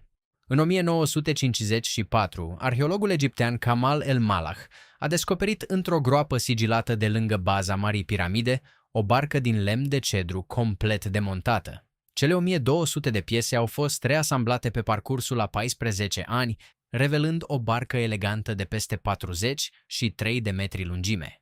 Era o barcă ceremonială, probabil folosită în procesiunea funerară a lui Khufu sau destinată călătoriei sale în lumea de dincolo. O a doua groapă de barcă, descoperită lângă prima, a fost deschisă abia în 2011, după decenii de deliberări. Barca din interior era și mai fragilă, dar analiza ei a oferit informații valoroase despre tehnicile de construcție navală ale regatului vechi. Aceste bărci sunt cele mai vechi vase de lemn păstrate din lume, o mărturie a calității lemnului de cedru libanez folosit și a sigilării perfecte a gropilor de către constructori. Complexul de la Giza a continuat să fie activ mult timp după construcția piramidelor. Generații succesive de faraoni, nobili și preoți au fost înmormântați în mastabe și morminte în jurul piramidelor. Templele mortoare au funcționat timp de secole, cu preoți care realizau ritualuri zilnice pentru sufletele faraonilor defuncți. Chiar și în epoca romană, la peste 2 milenii și jumătate după construcție, piramidele erau o destinație turistică populară, vizitată de călători din întregul Imperiu Roman care lăsau grafiti pe pereții interiori. Dar pentru a înțelege cu adevărat de ce au fost construite piramidele, trebuie să intrăm în mintea egipteană antică și să înțelegem ce însemna moartea pentru ei. Și vă avertizez, viziunea lor era radicul diferită de orice ne putem imagina noi. Pentru egipteni, moartea nu era un sfârșit, era o transformare, o trecere dintr-o formă de existență în alta, dar această transformare nu era automată, necesita pregătire, ritual și, mai important, un loc adecvat în care să se desfășoare. Piramida era acel loc. Egiptenii credeau că ființele umane au mai multe componente spirituale: caul, forța vitală, energia care anima corpul, baul, personalitatea, esența unică a fiecărui individ, adesea reprezentat ca o pasăre cu cap uman. Akhul, spiritul glorificat care apărea doar după o moarte reușită și trecerea judecății lui Osiris. Numele, Renul, care conținea esența identității. Și umbra, Șeutul, forma obscură a ființei. La moarte, aceste componente se separau. Caul avea nevoie de un loc în care să locuiască, de aceea corpul trebuia conservat prin mumificare și de aceea mormântul era proiectat ca o casă eternă. Baul trebuia să poată călători liber între lumea morților și lumea viilor, vizitând mormântul în fiecare noapte pentru a se reuni cu Caul. Dacă baul nu-și putea găsi corpul, se pierdea pentru totdeauna, iar defunctul murea o a doua moarte, definitivă și ireversibilă. Piramida era proiectată să faciliteze toate aceste procese. Camera funerară era casa Caului. Puțurile care ieșeau din piramidă erau drumurile baului și ahului către stele. Învelișul alb strălucitor era un far vizibil de la distanțe mari, ajutând baul să-și găsească drumul înapoi, iar forma piramidei în sine, un triunghi care se îngustează spre vârf, era un simbol al razei de soare care penetrează norii, un drum de lumină pe care sufletul faraonului urca spre cer. Cuvântul egiptean pentru piramidă era Mer. Semnificația exactă este dezbătută, dar unii lingviști îl leagă de rădăcina care înseamnă loc al ascensiunii. Piramida era literalmente o rampă de lansare pentru suflet, o mașinărie spirituală care transforma un om muritor într-un zeu nemuritor. Acest context spiritual transformă modul în care privim fiecare aspect al construcției. Precizia extraordinară nu era un exercițiu de perfecționism, era o necesitate cosmică. O piramidă imperfectă ar fi fost o piramidă care nu funcționează, un blocaj în calea sufletului, o defecțiune în mașinăria eternității. Orientarea spre punctele cardinale nu era un capriciu matematic. Era o aliniere cu ordinea cosmică, cu ciclul soarelui și al stelelor care guverna atât lumea viilor cât și pe cea a morților. Puțurile orientate spre Orion nu erau curiozități astronomice, erau drumuri funcționale proiectate să transporte sufletul faraonului direct la zeul Osiris. Și cel mai important, dimensiunea piramidei nu era o demonstrație de putere politică, deși servea și acest scop. Era o necesitate teologică. Cu cât piramida era mai mare, cu atât era mai puternică. Cu cât piatră mai multă se afla între sufletul faraonului și haosul exterior, cu atât era mai protejat. Piramida era o fortăreață pentru eternitate și, ca orice fortăreață, eficiența ei depindea de masivitatea ei. Această viziune ne ajută să înțelegem de ce egipțienii au investit resurse atât de imense în construcția piramidelor. Nu era o risipă, nu era un capriciu al tiraniei, era o investiție în structura cosmosului însuși. Faraonul, prin transformarea sa în zeu după moarte, asigura continuitatea ordinii cosmice. Nilul va continua să se revărse, soarele va continua să răsară, recoltele vor continua să crească. Totul depindea de succesul tranziției faraonului, iar piramida era instrumentul care făcea acea tranziție posibilă. Când privim piramidele prin aceste ochi, nu mai vedem simple morminte. Vedem cea mai ambițioasă expresie a credinței umane în capacitatea de a modela eternitatea. Vedem o civilizație care credea, cu o intensitate pe care noi nu o mai putem imagina, că piatră, precizia și perseverența pot cuceri moartea. Dar complexul de la Giza nu este singura grupare de piramide din Egipt.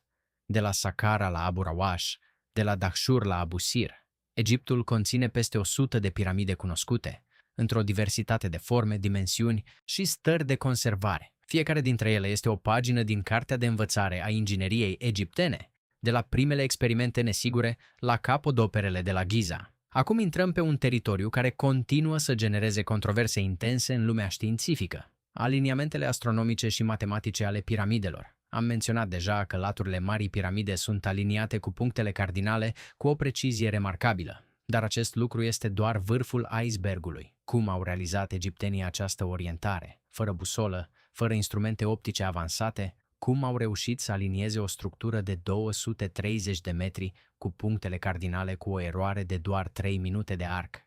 Răspunsul cel mai probabil implică observarea stelelor.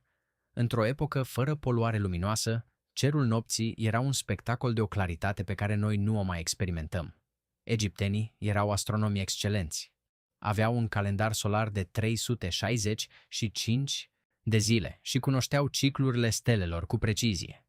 O metodă propusă de egiptologul Kate Spence în anul 2000 sugerează că egiptenii au folosit două stele, Kochab din constelația Ursa Mică și Mizar din Ursa Mare, care în jurul anului 2467 înainte de Hristos se aflau pe ambele părți ale polului nord ceresc la distanțe egale. Prin tragerea unei linii verticale între cele două stele atunci când acestea erau aliniate vertical, constructorii puteau determina direcția nord cu o precizie extraordinară.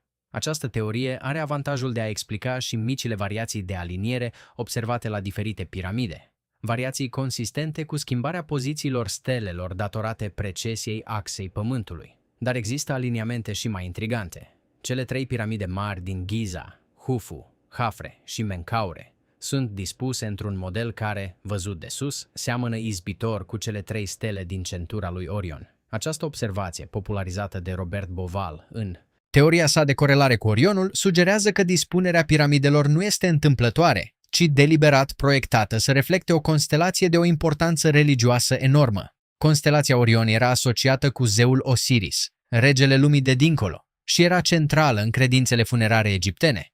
Teoria lui Bauval merge mai departe.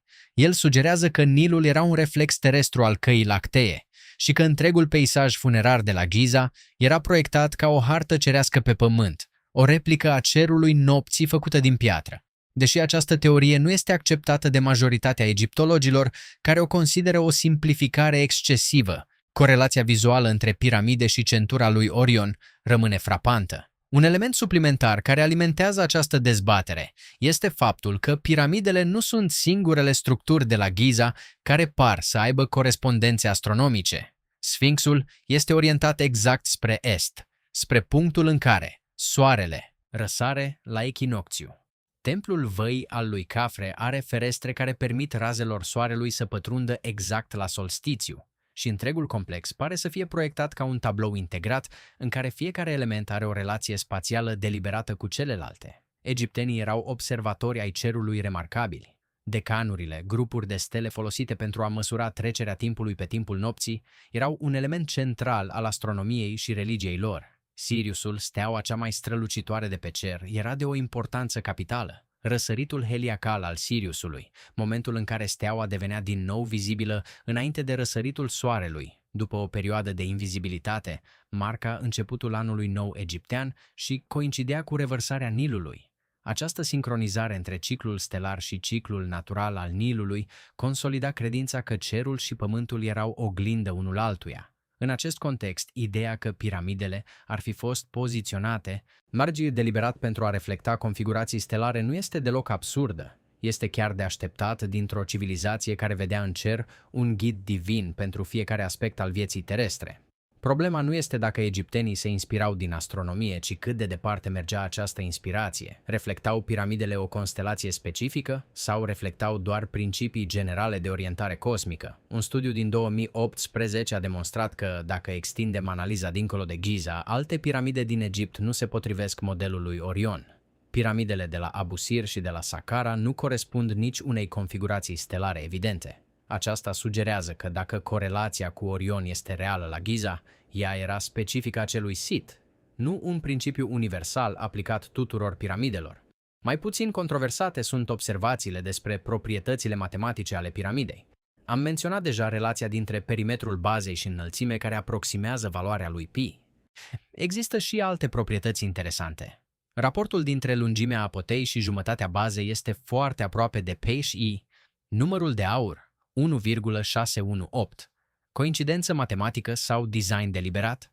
Studii recente sugerează că aceste proprietăți matematice ar putea fi consecința indirectă a metodei de construcție. Dacă egiptenii foloseau roata de măsurare, un cilindru care era rostogolit de-a lungul distanțelor pentru a le măsura, atunci relația cu pi apare natural. Circumferința roții de măsurare este pi ori diametrul și, dacă aceeași roată era folosită atât pentru dimensiunile orizontale, cât și pentru a calcula unghiul de înclinare, raportul pi se codifică automat în geometria piramidei. Există și un alt element matematic care a atras atenția cercetătorilor: sechedul, unitatea de măsură folosită de egipteni pentru a exprima panta. Sechedul măsoară deplasarea orizontală pentru fiecare cubit de înălțime. Un seched de 5 palme și jumătate pe cubit, menționat în papirusurile matematice egiptene, produce un unghi de aproximativ 52 de grade, exact unghiul de înclinare al Marii Piramide. Aceasta sugerează că unghiul piramidei nu a fost ales pentru proprietățile sale matematice abstracte, ci a fost o consecință a unei valori simple și practice de seched. Relațiile cu pi și phi sunt efecte secundare ale acestei alegeri practice, dar chiar dacă aceste proprietăți sunt consecințe indirecte, ele demonstrează un nivel de sofisticare matematică impresionant.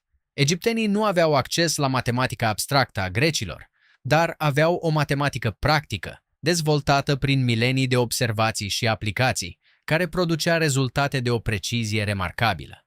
Merită menționat și papirusul Rind, un document matematic din aproximativ anul 1650 înainte de Hristos, care conține probleme practice de geometrie, inclusiv calcule legate de piramide. Acest papirus demonstrează că egiptenii aveau formule matematice elaborate pentru a calcula volumul piramidelor, suprafața fețelor și unghiurile de înclinare. Matematica lor era algoritmică, bazată pe proceduri pas cu pas pentru rezolvarea problemelor specifice, nu pe demonstrații abstracte ca matematica greacă.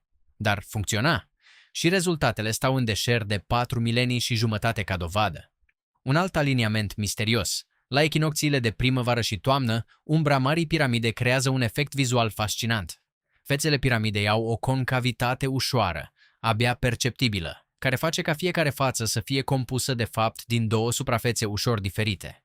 La echinocțiu, când soarele este la un unghi specific, jumătate din fiecare față este iluminată, iar cealaltă jumătate este în umbră, creând un efect de 4 fețe care devine 8 fețe.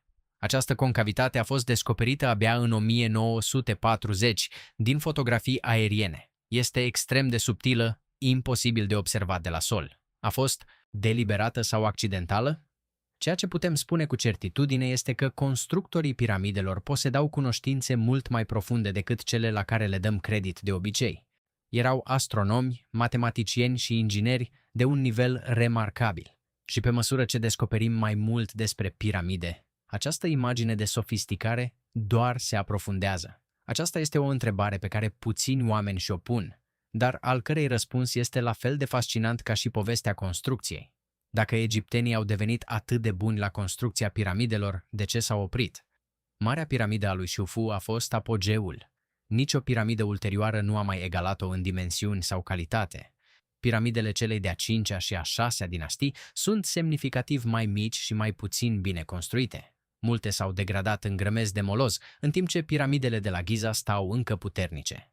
Ce s-a întâmplat? Un factor a fost economic. Construcția piramidelor necesita resurse imense, nu doar piatra, ci hrana și adăpostul pentru zeci de mii de muncitori, transportul, uneltele, întreaga infrastructură logistică. Pe măsură ce resursele statului au fost deturnate spre alte proiecte sau pe măsură ce economia s-a schimbat, capacitatea de a finanța proiecte atât de masive a scăzut. Un al doilea factor a fost politic.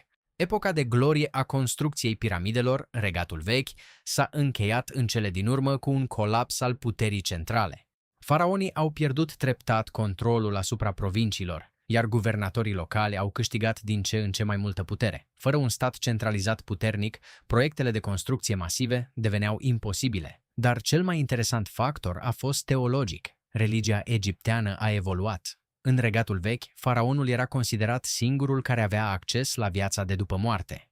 Piramida era instrumentul transformării sale divine. Dar pe măsură ce conceptul de nemurire s-a democratizat, extinzându-se mai întâi la nobili și apoi la toate clasele sociale, nevoia de structuri atât de masive s-a diminuat. Textele piramidelor, inscripționate pe pereții piramidelor din cea de-a 5-a și a 6-a dinastie, au fost înlocuite de textele sarcofagelor, scrise pe sarcofage individuale și ulterior de Cartea Morților, disponibilă pe papirus pentru oricine și-o putea permite. Eternitatea nu mai era monopolul faraonului. Oricine putea accede la viața de după moarte, cu condițiile potrivite. Și dacă oricine putea deveni nemuritor, de ce mai era necesară o piramidă colosală? În plus, piramidele aveau o problemă practică. Erau niște ținte enorme pentru hoți.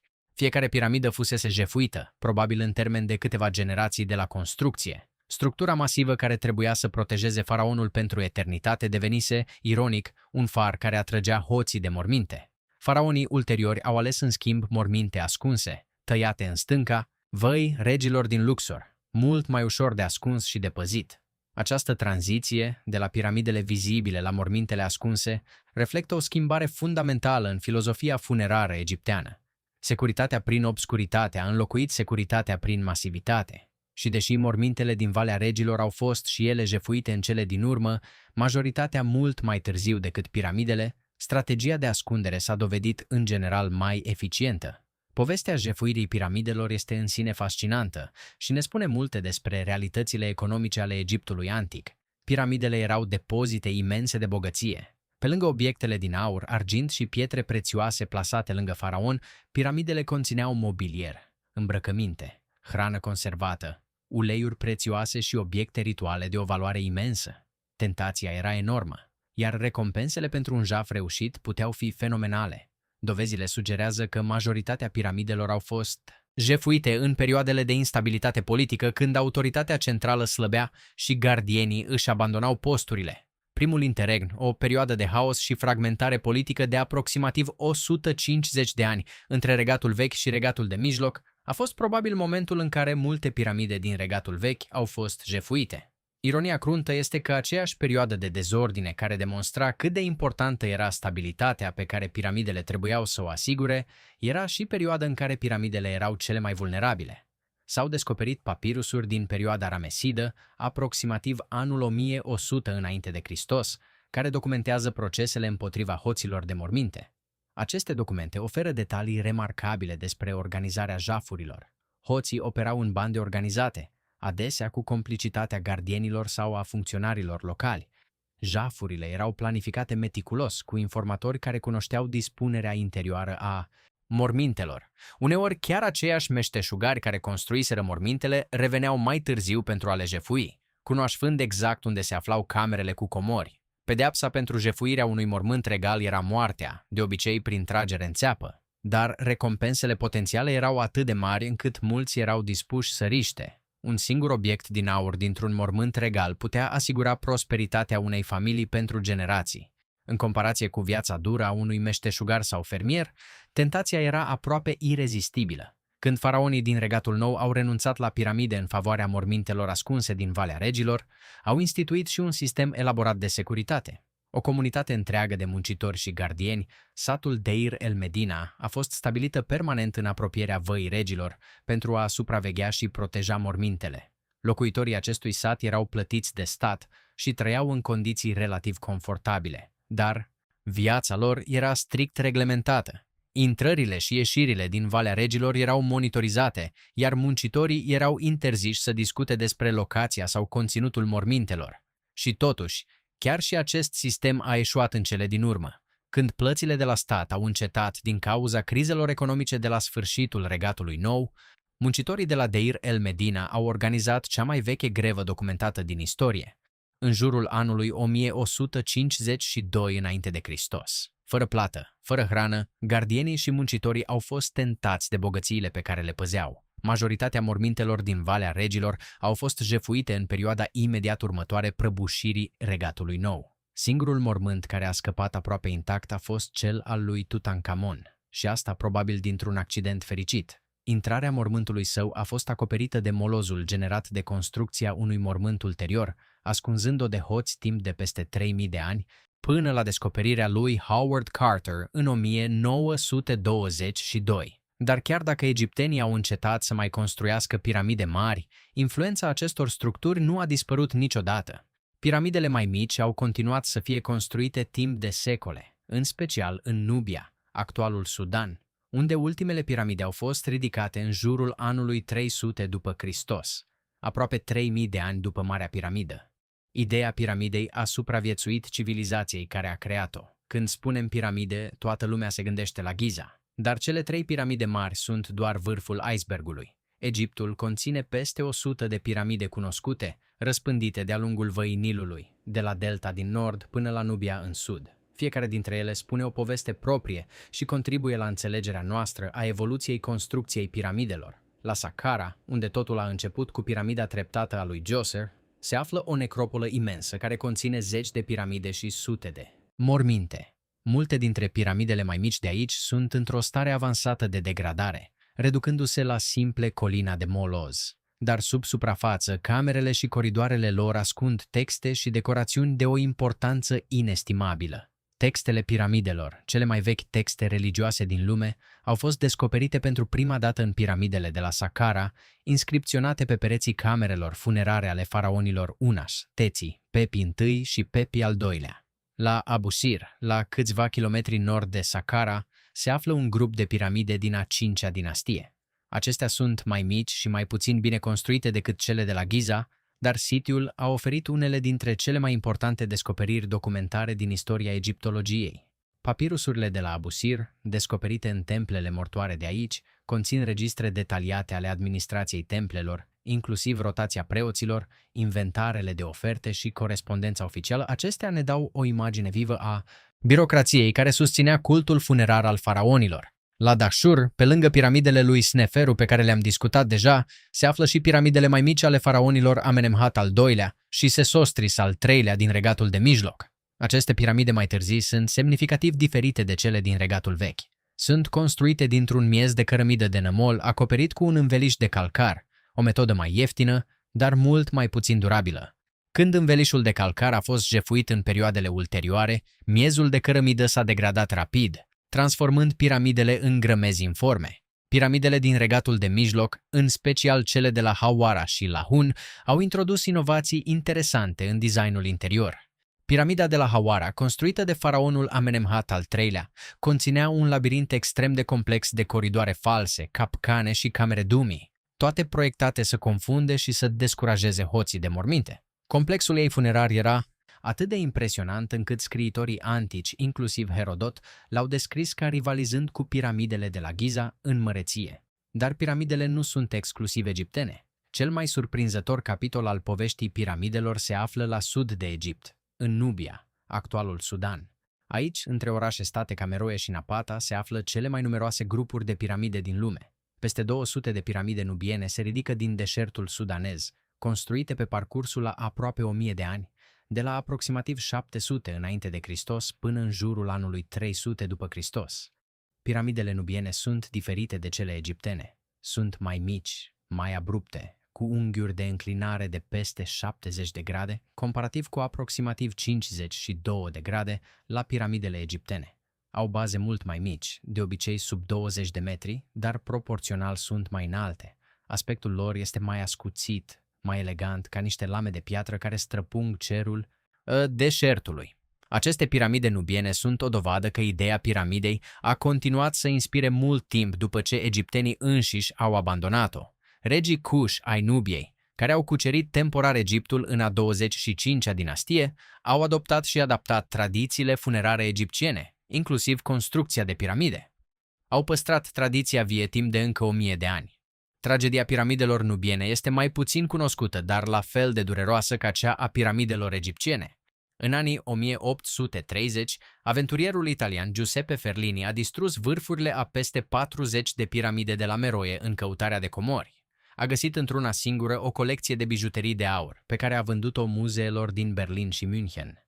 Restul distrugerii a fost în zadar. Vârfurile piramidelor pe care le-a demolat nu vor fi niciodată restaurate. Piramidele nubiene sunt astăzi un sit UNESCO al patrimoniului mondial, dar primesc o fracțiune din atenția turistică pe care o primesc piramidele din Giza. Este o nedreptate.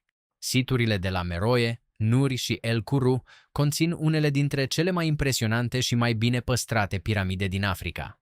Camerele funerare de sub piramidele nubiene sunt decorate cu picturi murale, care combină stiluri egiptene cu elemente nubiene unice, creând un stil artistic hibrid de o frumusețe remarcabilă. Dar povestea piramidelor nu se oprește în Africa. Forma piramidei a apărut independent în mai multe civilizații din întreaga lume, o convergență culturală fascinantă. Piramidele mesoamericane din Mexic și Guatemala, construite de civilizațiile Maya, Aztecă și anterior de cultura din Teotihuacan, sunt structuri impresionante în sine, deși diferite fundamental de piramidele egiptene.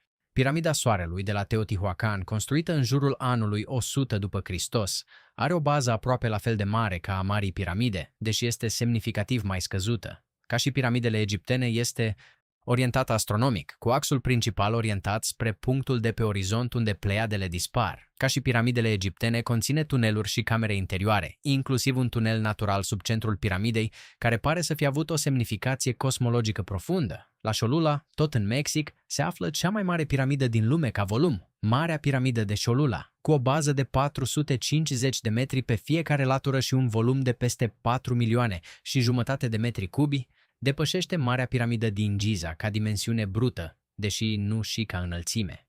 Astăzi este acoperită de vegetație și are o biserică colonială spaniolă în vârf, un palimpsest arhitectural care stratifică milenii de credință. În Cambodgia, templul Angkor Wat, deși nu este o piramidă în sensul strict, folosește forma piramidală pentru turnurile sale centrale, fiecare nivel ridicându-se progresiv, simbol al muntelui sacru Meru din cosmologia hindusă. Și în China, mausoleul primului împărat Qin Shi Huang, cel protejat de armata de teracotă, este o piramidă de pământ de dimensiuni impresionante. Ce ne spune această recurență a formei piramidale în civilizații care nu au avut niciun contact între ele? Ne spune că piramida răspunde unei nevoi umane universale. Este cea mai intuitivă metodă de a construi ceva înalt și stabil. Este cel mai natural simbol al conexiunii dintre pământ și cer. Este cea mai vizibilă declarație de putere și permanență pe care o poate face o civilizație și este cea mai eficientă formă structurală pentru a sfida gravitația și timpul. Piramidele egiptene nu sunt unice în lume, dar rămân cele mai impresionante prin combinația lor de dimensiune, precizie, vârstă și mister. Și rămân singurele care, după milenii, continuă să dezvăluie secrete noi cu fiecare deceniu care trece. Nici o discuție despre piramide nu ar fi completă fără a aborda teoriile alternative care continuă să fascineze și să provoace lumea. Unele dintre aceste teorii sunt fanteziste, dar altele ridică întrebări legitime la care egiptologia mainstream nu a oferit încă răspunsuri satisfăcătoare. Să începem cu elefantul din cameră. Teoria extraterestrilor. Ideea că piramidele au fost construite de ființe din alte lumi este populară în cultura pop, dar lipsită de orice dovadă. Mai mult este subtil rasistă, implicând că africanii antici nu erau capabili de realizări intelectuale și inginerești la un nivel atât de ridicat. Dovezile arheologice, inclusiv orașul muncitorilor, uneltele, papirusurile și procesul evolutiv de la mastaba la piramida perfectă, demonstrează fără echivoc că piramidele sunt o realizare umană, egipteană. Dar de ce persistă această teorie?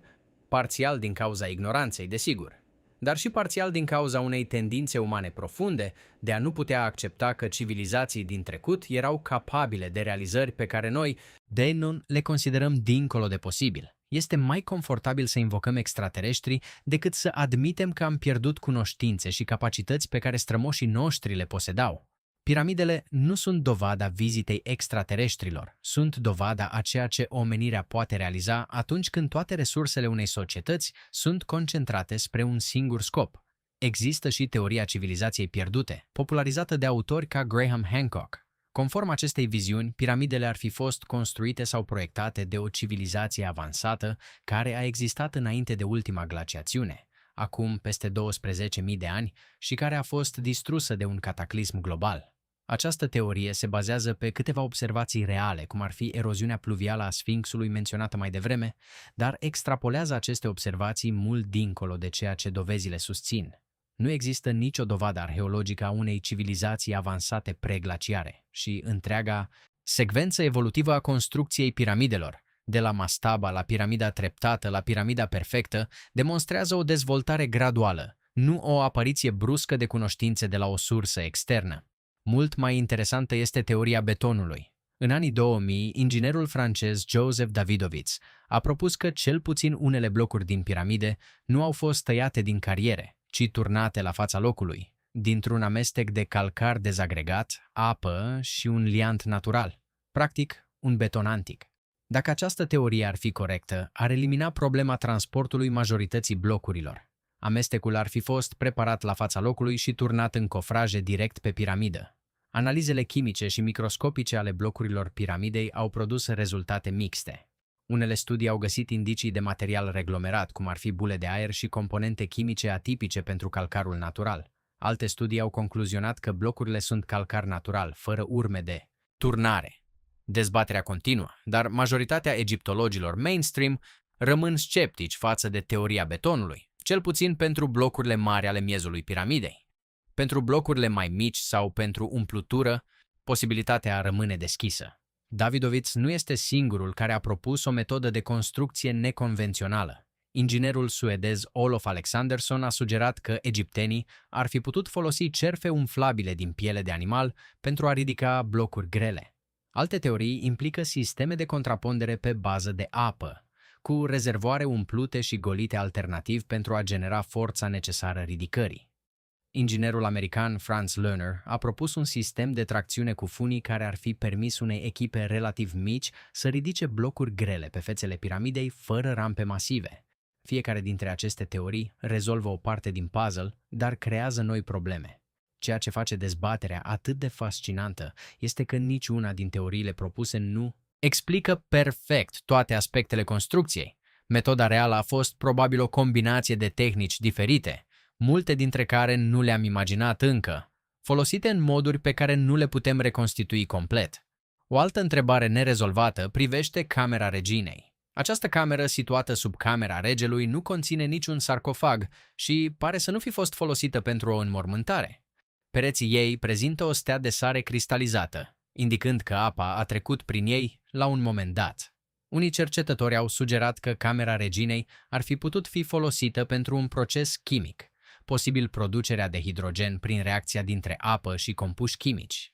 Această teorie, deși speculativă, ar explica unele particularități ale camerei, inclusiv puțurile care nu conduc la exterior. Există și întrebarea modului în care egiptenii au obținut o precizie atât de mare în orientarea piramidei. Metodele propuse funcționează în teorie, dar nimeni nu a demonstrat experimental la scara piramidei că ar produce precizia observată. Între un experiment de laborator și alinierea a milioane de tone de piatră la scara continentală, există un abis de dificultate practică pe care nu l-am depășit niciodată. Și apoi sunt camerele neexplorate. Big Void-ul detectat în 2017, coridorul descoperit în 2023, puțurile care se opresc brusc, ușile mici de calcar cu mânere de cupru.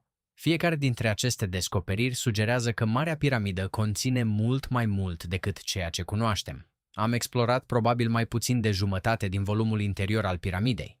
Ce ascund spațiile pe care nu le-am văzut încă? Ar putea exista o cameră funerară originală, neviolată, cu tezaurul lui Hufu încă intact? Ar putea exista inscripții, texte sau obiecte care ar rescrie istoria? Sau sunt doar spații structurale goale, create pentru distribuția greutății? Nu știm. Și asta face piramidele atât de fascinante. Nu sunt doar monumente antice. Sunt cutii negre ale istoriei care ascund secrete pe care posibil doar tehnologia viitorului le va putea dezvălui. Un detaliu fascinant. Marea Piramidă este singura piramidă din Egipt care are un sistem atât de elaborat de camere interioare. Celelalte piramide au structuri interioare mult mai simple, de obicei un pasaj descendent care duce la o singură cameră funerară. De ce este Marea Piramidă atât de diferită? De ce are 3 niveluri de camere, plus puțuri, plus Marea Galerie, plus camerele de descărcare? Aceasta sugerează fie că planul a fost modificat radical în timpul construcției, fie că piramida a fost proiectată de la început cu o complexitate interioară fără precedent. Teoria modificării planului este susținută de unele dovezi. Camera subterană neterminată sugerează un prim plan abandonat. Camera reginei, cu puțurile ei ciudate care se opresc în interiorul piramidei, sugerează un al doilea plan care a fost și el modificat. Camera regelui, cu sistemul ei de camere de descărcare, pare a fi planul final. Aceasta ar însemna că designul piramidei a evoluat pe parcursul construcției, cu arhitecții adaptându-și viziunea pe măsură ce experimentau cu noi tehnici și noi posibilități. Dar această teorie nu explică totul. De exemplu, Marea Galerie pare proiectată de la început, nu adăugată ulterior. Pasajul ascendent care conectează toate camerele este integrat structural în piramidă într-un mod care sugerează un plan deliberat. Este posibil ca ceea ce vedem ca modificări de plan să fie de fapt un design unitar de o complexitate pe care nu o înțelegem pe deplin. O altă enigmă este camera regelui însăși. Pereții, tavanul și podeaua sunt din granit de Aswan, dar structura din jurul camerei, camerele de descărcare, sunt o combinație de granit și calcar. Aceste camere de descărcare sunt cele mai impresionante realizări inginerești din întreaga piramidă. 9.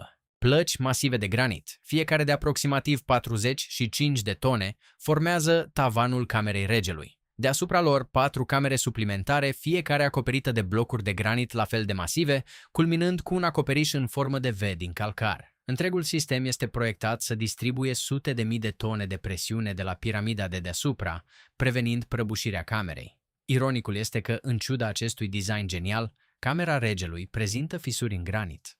Blocurile tavanului sunt fisurate, probabil din cauza unei ușoare cedări a structurii la un moment dat în istoria ei lungă, poate chiar în timpul construcției. Aceste fisuri au fost observate de exploratori încă din secolul al XIX-lea și au generat temeri că camera ar putea fi instabilă. Studii recente au demonstrat însă că fisurile sunt stabile și nu se extind, iar camerele de descărcare de deasupra fac exact ceea ce au fost proiectate să facă. Mențin integritatea structurală în ciuda fisurilor. Ceea ce știm sigur este că Marea Piramidă este o realizare umană, o realizare a unui popor care credea în eternitate și care și-a canalizat credința, resursele și geniul într-o structură concepută să dureze pentru totdeauna. Și în acest sens au reușit. 4500 de ani mai târziu, piramida stă. Oamenii care au construit-o sunt morți de milenii, dar creația lor refuză să dispară. Piramidele din Giza nu au existat într-un vid. Au fost construite într-o epocă în care civilizația umană era încă foarte tânără. Pentru a aprecia pe deplin măreția lor, merită să le plasăm în contextul a ceea ce se întâmpla în restul lumii în același timp. Când Hufu și-a construit piramida, în jurul anului 2560 înainte de Hristos, civilizația sumeriană din Mesopotamia era singura comparabilă ca complexitate. Sumerienii construiau zigurate, structuri treptate din cărămidă, impresionante în sine, dar inferioare ca dimensiuni și durabilitate piramidelor. Nici o zigurată nu a supraviețuit în starea în care s-a păstrat Marea Piramidă. Stonehenge, în Anglia, era în cursul construcției în aceeași perioadă, dar era o structură modestă în comparație, un cerc de pietre de câteva tone, nu milioane de tone. Civilizația din Valea Indului, cu orașele sale planificate Harappa și Mohenjo-Daro, abia începea. China era încă în neolitic. Grecia era la milenii distanță de epoca clasică. Roma nu exista nici în imaginație. Americile nu vor vedea civilizații urbane pentru alte 2 milenii. În acest context, Marea Piramidă nu este doar impresionantă, este aproape de neînțeles.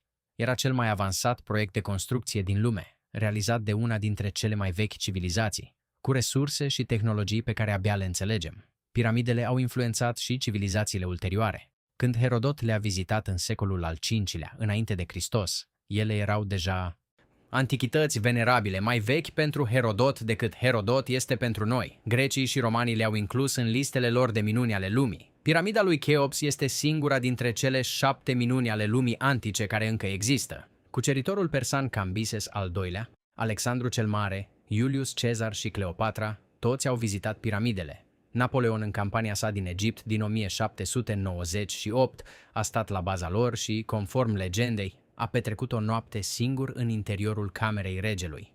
Când a ieșit, era vizibil zguduit, dar a refuzat să dezvăluie cuiva ce experimentase. Adevărată sau nu, povestea reflectă puterea pe care aceste structuri o exercită asupra imaginației umane.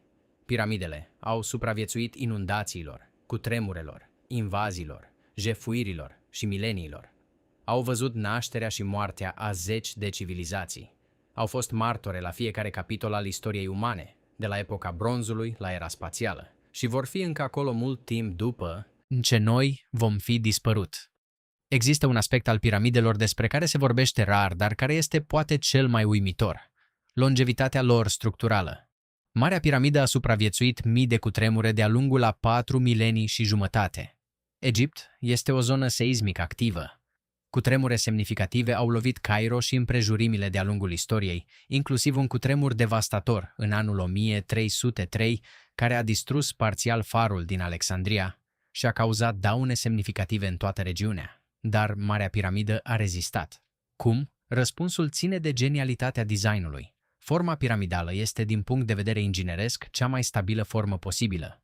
Centrul de greutate este extrem de jos, iar baza largă distribuie greutatea uniform pe fundație. Dar mai important, blocurile piramidei nu sunt cimentate rigid. Mortarul de gips dintre ele permite o ușoară mișcare relativă, funcționând ca un amortizor seismic natural. În timpul unui cutremur, blocurile se mișcă ușor unele față de altele, absorbind energia seismică în loc să se rigidizeze și să se fisureze. Inginerul japonez care a condus reconstrucția castelului Himeji din Japonia a studiat tehnicile de construcție ale piramidelor și a observat similitudini cu tehnicile tradiționale japoneze de construcție rezistentă la cutremure. Ambele sisteme folosesc componente care pot oscila ușor independent, absorbind energia seismică prin flexibilitate controlată în loc de rezistență rigidă. Piramidele au supraviețuit și atacurilor umane. În secolul al XII-lea, sultanul Al-Aziz Othman, fiul lui Saladin, a încercat să demoleze piramidele, începând cu cea mai mică, piramida lui Menkaure. Echipa sa a lucrat timp de 8 luni și a reușit doar să creeze o crestătură pe una din fețe. Costul efortului depășise cu mult orice beneficiu potențial și proiectul a fost abandonat. Piramidele se dovediseră indestructibile chiar și prin efort deliberat de demolare. Învelișul de calcar alb de Tura care acoperea piramidele a fost însă îndepărtat treptat de-a lungul secolelor. O mare parte a fost preluată după cutremurul din 1303 și folosită pentru construcția moscheilor și palatului Citadelei din Cairo. Calcarul alb fin era un material de construcție extrem de valoros, iar piramidele erau cea mai accesibilă sursă. Ironia este dureroasă. Cele mai sacre monumente ale Egiptului antic au fost literalmente dezbrăcate pentru a construi capitala islamică medievală. Dacă piramidele și-ar fi păstrat învelișul original, spectacolul ar fi fost de neimaginat. 3 piramide masive, acoperite de calcar alb strălucitor, cu vârfuri probabil acoperite de electrum, un aliaj de aur și argint. Reflectând soarele deșertului, ele ar fi fost vizibile de la 10 de kilometri distanță. Călătorii antici le descriau ca munți de lumină care puteau fi văzuți de pe mare. Numele antic al Marii Piramide era Akhet Khufu, orizontul lui. Khufu, probabil pentru că, acoperită de calcar alb, semăna cu orizontul luminat de soare. Există un calcul care pune lucrurile într-o perspectivă umilitoare. Dacă am comprima întreaga istorie a piramidelor într-o singură zi de 24 de ore, cu miezul nopții reprezentând construcția lor, atunci nașterea lui Hristos ar fi avut loc la ora 18, renașterea la ora 20 și 1 și 40 de minute, iar întreaga istorie modernă de la Revoluția franceză până astăzi s-ar fi petrecut în ultimele 2 ore ale zilei. Suntem întârzieții istoriei. Piramidele au fost acolo de la început. Influența piramidelor nu se limitează la Egipt sau la lumea antică. Ideea piramidei ca formă arhitecturală și ca simbol al puterii a călătorit prin milenii și continente. Piramidele mesoamericane din Teotihuacan, Tikal și Chichen Itza, deși independent dezvoltate, reflectă aceeași intuiție umană fundamentală. O structură care se ridică spre cer este un pod între oameni și zei. Piramidele au fascinat și lumea modernă. Piramida de sticlă a Louvre-ului, proiectată de I.M. Pei și inaugurată în 1989, este un omagiu direct adus piramidelor egiptene. Piramida Transamerica din San Francisco, hotelul Luxor din Las Vegas și nenumărate alte structuri moderne continuă să folosească forma piramidei ca simbol al permanenței, misterului și aspirației. În știință, piramidele au stimulat cercetări în domenii neașteptate. Studiul tehnicilor de construcție ale piramidelor a contribuit la înțelegerea noastră a mecanicii materialelor și a ingineriei structurale. Cercetarea aliniamentelor astronomice a alimentat progrese în arheoastronomie. Analiza organizării muncii de la piramide a oferit perspective asupra managementului de proiect la scară mare. Chiar și monografia, tehnologia folosită pentru scanarea piramidei, a fost dezvoltată parțial datorită provocării specifice de a vedea prin milioane de tone de piatră, dar poate cea mai profundă influență a piramidelor este una intangibilă, Ele ne amintesc constant că strămoșii noștri erau capabili de realizări extraordinare. Într-o epocă în care tendința este să ne considerăm superiori trecutului, piramidele stau ca o corecție umilă.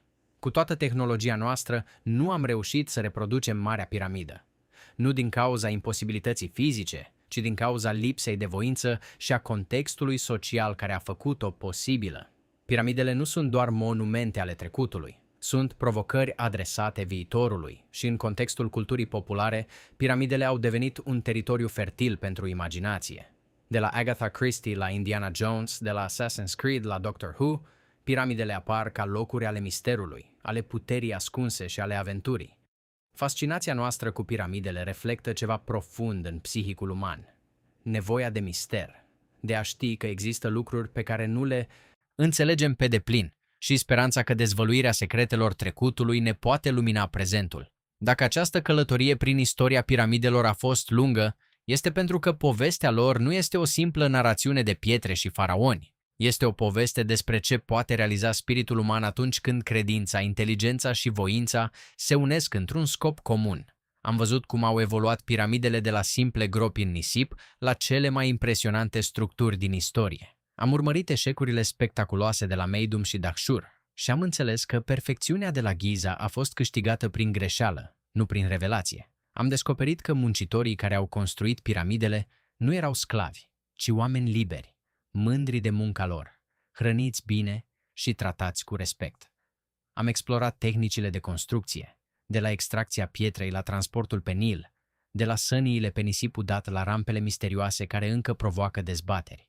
Am pășit în interiorul Marii Piramide și am descoperit Marea Galerie, Camera Regelui și secretele ascunse pe care tehnologia modernă abia acum le dezvăluie. Big Void-ul, coridoarele ascunse, ușile misterioase din puțuri. Am călătorit de la Saqqara la Meroe, de la prima piramidă treptată a lui Imhotep la ultimele piramide nubiene. Un arc temporal de aproape 3000 de ani în care ideea piramidei a evoluat, s-a adaptat și a refuzat să moară. Am explorat aliniamentele misterioase, proprietățile matematice și conexiunile astronomice care continuă să fascineze și să provoace cercetătorii. Am descoperit că piramidele nu sunt doar ale Egiptului, sunt ale întregii umanități. De la Meroe la Teotihuacan, de la Colula la Angkor, forma piramidei apare oriunde civilizațiile umane au aspirat la eternitate. Este o formă universală, o expresie geometrică a dorinței noastre de a ne ridica deasupra efemerului, de a construi ceva care să ne supraviețuiască. Am învățat că piramidele au supraviețuit nu doar datorită dimensiunilor lor, ci datorită genialității designului lor. Forma piramidală, mortarul flexibil, baza masivă, toate acestea au creat o structură care absoarbe cutremure, rezistă vântului și nisipului și sfidează gravitația într-un mod pe care nici cele mai moderne clădiri nu-l pot egala în termeni de longevitate. Am înțeles că și după 4 milenii și jumătate de studiu, Marea Piramidă continuă să ne surprindă. Big Void-ul, coridorul ascuns din 2023, ușile misterioase din puțuri, toate ne amintesc că piramida este departe de a fi pe deplin explorată. Fiecare nouă tehnologie de scanare ne relevă noi secrete. Fiecare nou studiu ne oferă noi perspective. Piramida nu este un monument mort. Este un monument care se dezvăluie treptat, pe măsura capacității noastre de a o înțelege. Ceea ce rămâne, dincolo de toate cifrele și teoriile, este o lecție profundă. Piramidele ne arată că măreția nu vine din perfecțiunea de la început, ci din persistența de a încerca, de a eșua și de a învăța. Sneferu a construit 3 piramide pentru a obține una perfectă. Întreaga civilizație egipteană a experimentat timp de generații înainte de a atinge apogeul la Giza. Și poate cel mai remarcabil lucru este acesta. Într-o lume în care construim clădiri concepute să dureze 50 de ani, într-o cultură a efemeralului și a descartabilului, piramidele ne amintesc că oamenii sunt capabili să creeze lucruri care durează mii de ani, nu cu tehnologie avansată, nu cu mașinării complexe, ci cu determinare, organizare și o credință neclintită că ceea ce construiesc contează. Piramidele sunt un mesaj din trecut pentru viitor, un mesaj care spune: am fost aici, am construit ceva etern, am crezut că merită și 4500 de ani mai târziu, mesajul lor încă se aude. Următoarea dată când veți privi cerul nopții și veți vedea cele 3 stele ale centurii lui Orion, gândiți-vă la cele 3 piramide de la Giza. Gândiți-vă la muncitorii care le-au construit, la visele lor, la sudoarea lor, la grafitiul lor mândru pe blocurile ascunse. Gândiți-vă la Imhotep, care a îndrăznit să viseze primul, la Sneferu, care a refuzat să renunțe, la Hufu, care a realizat imposibilul. Și gândiți-vă la Marea Piramidă care stă în deșert, tăcută și eternă, ultima mărturie a unei civilizații care a crezut că moartea nu este un sfârșit, ci un început. Sper că această poveste v-a plăcut și v-a ajutat să vă relaxați în timp ce ascultați un pic de bună istorie. Acesta este Istoricul Nopții, tovarășul vostru fidel pentru nopțile de insomnie. Dacă povestea v-a plăcut, lăsați un like bun și abonați-vă pentru a face parte din această comunitate nocturnă și cultă. Mulțumesc că m-ați ascultat. Până la următoarea aventură!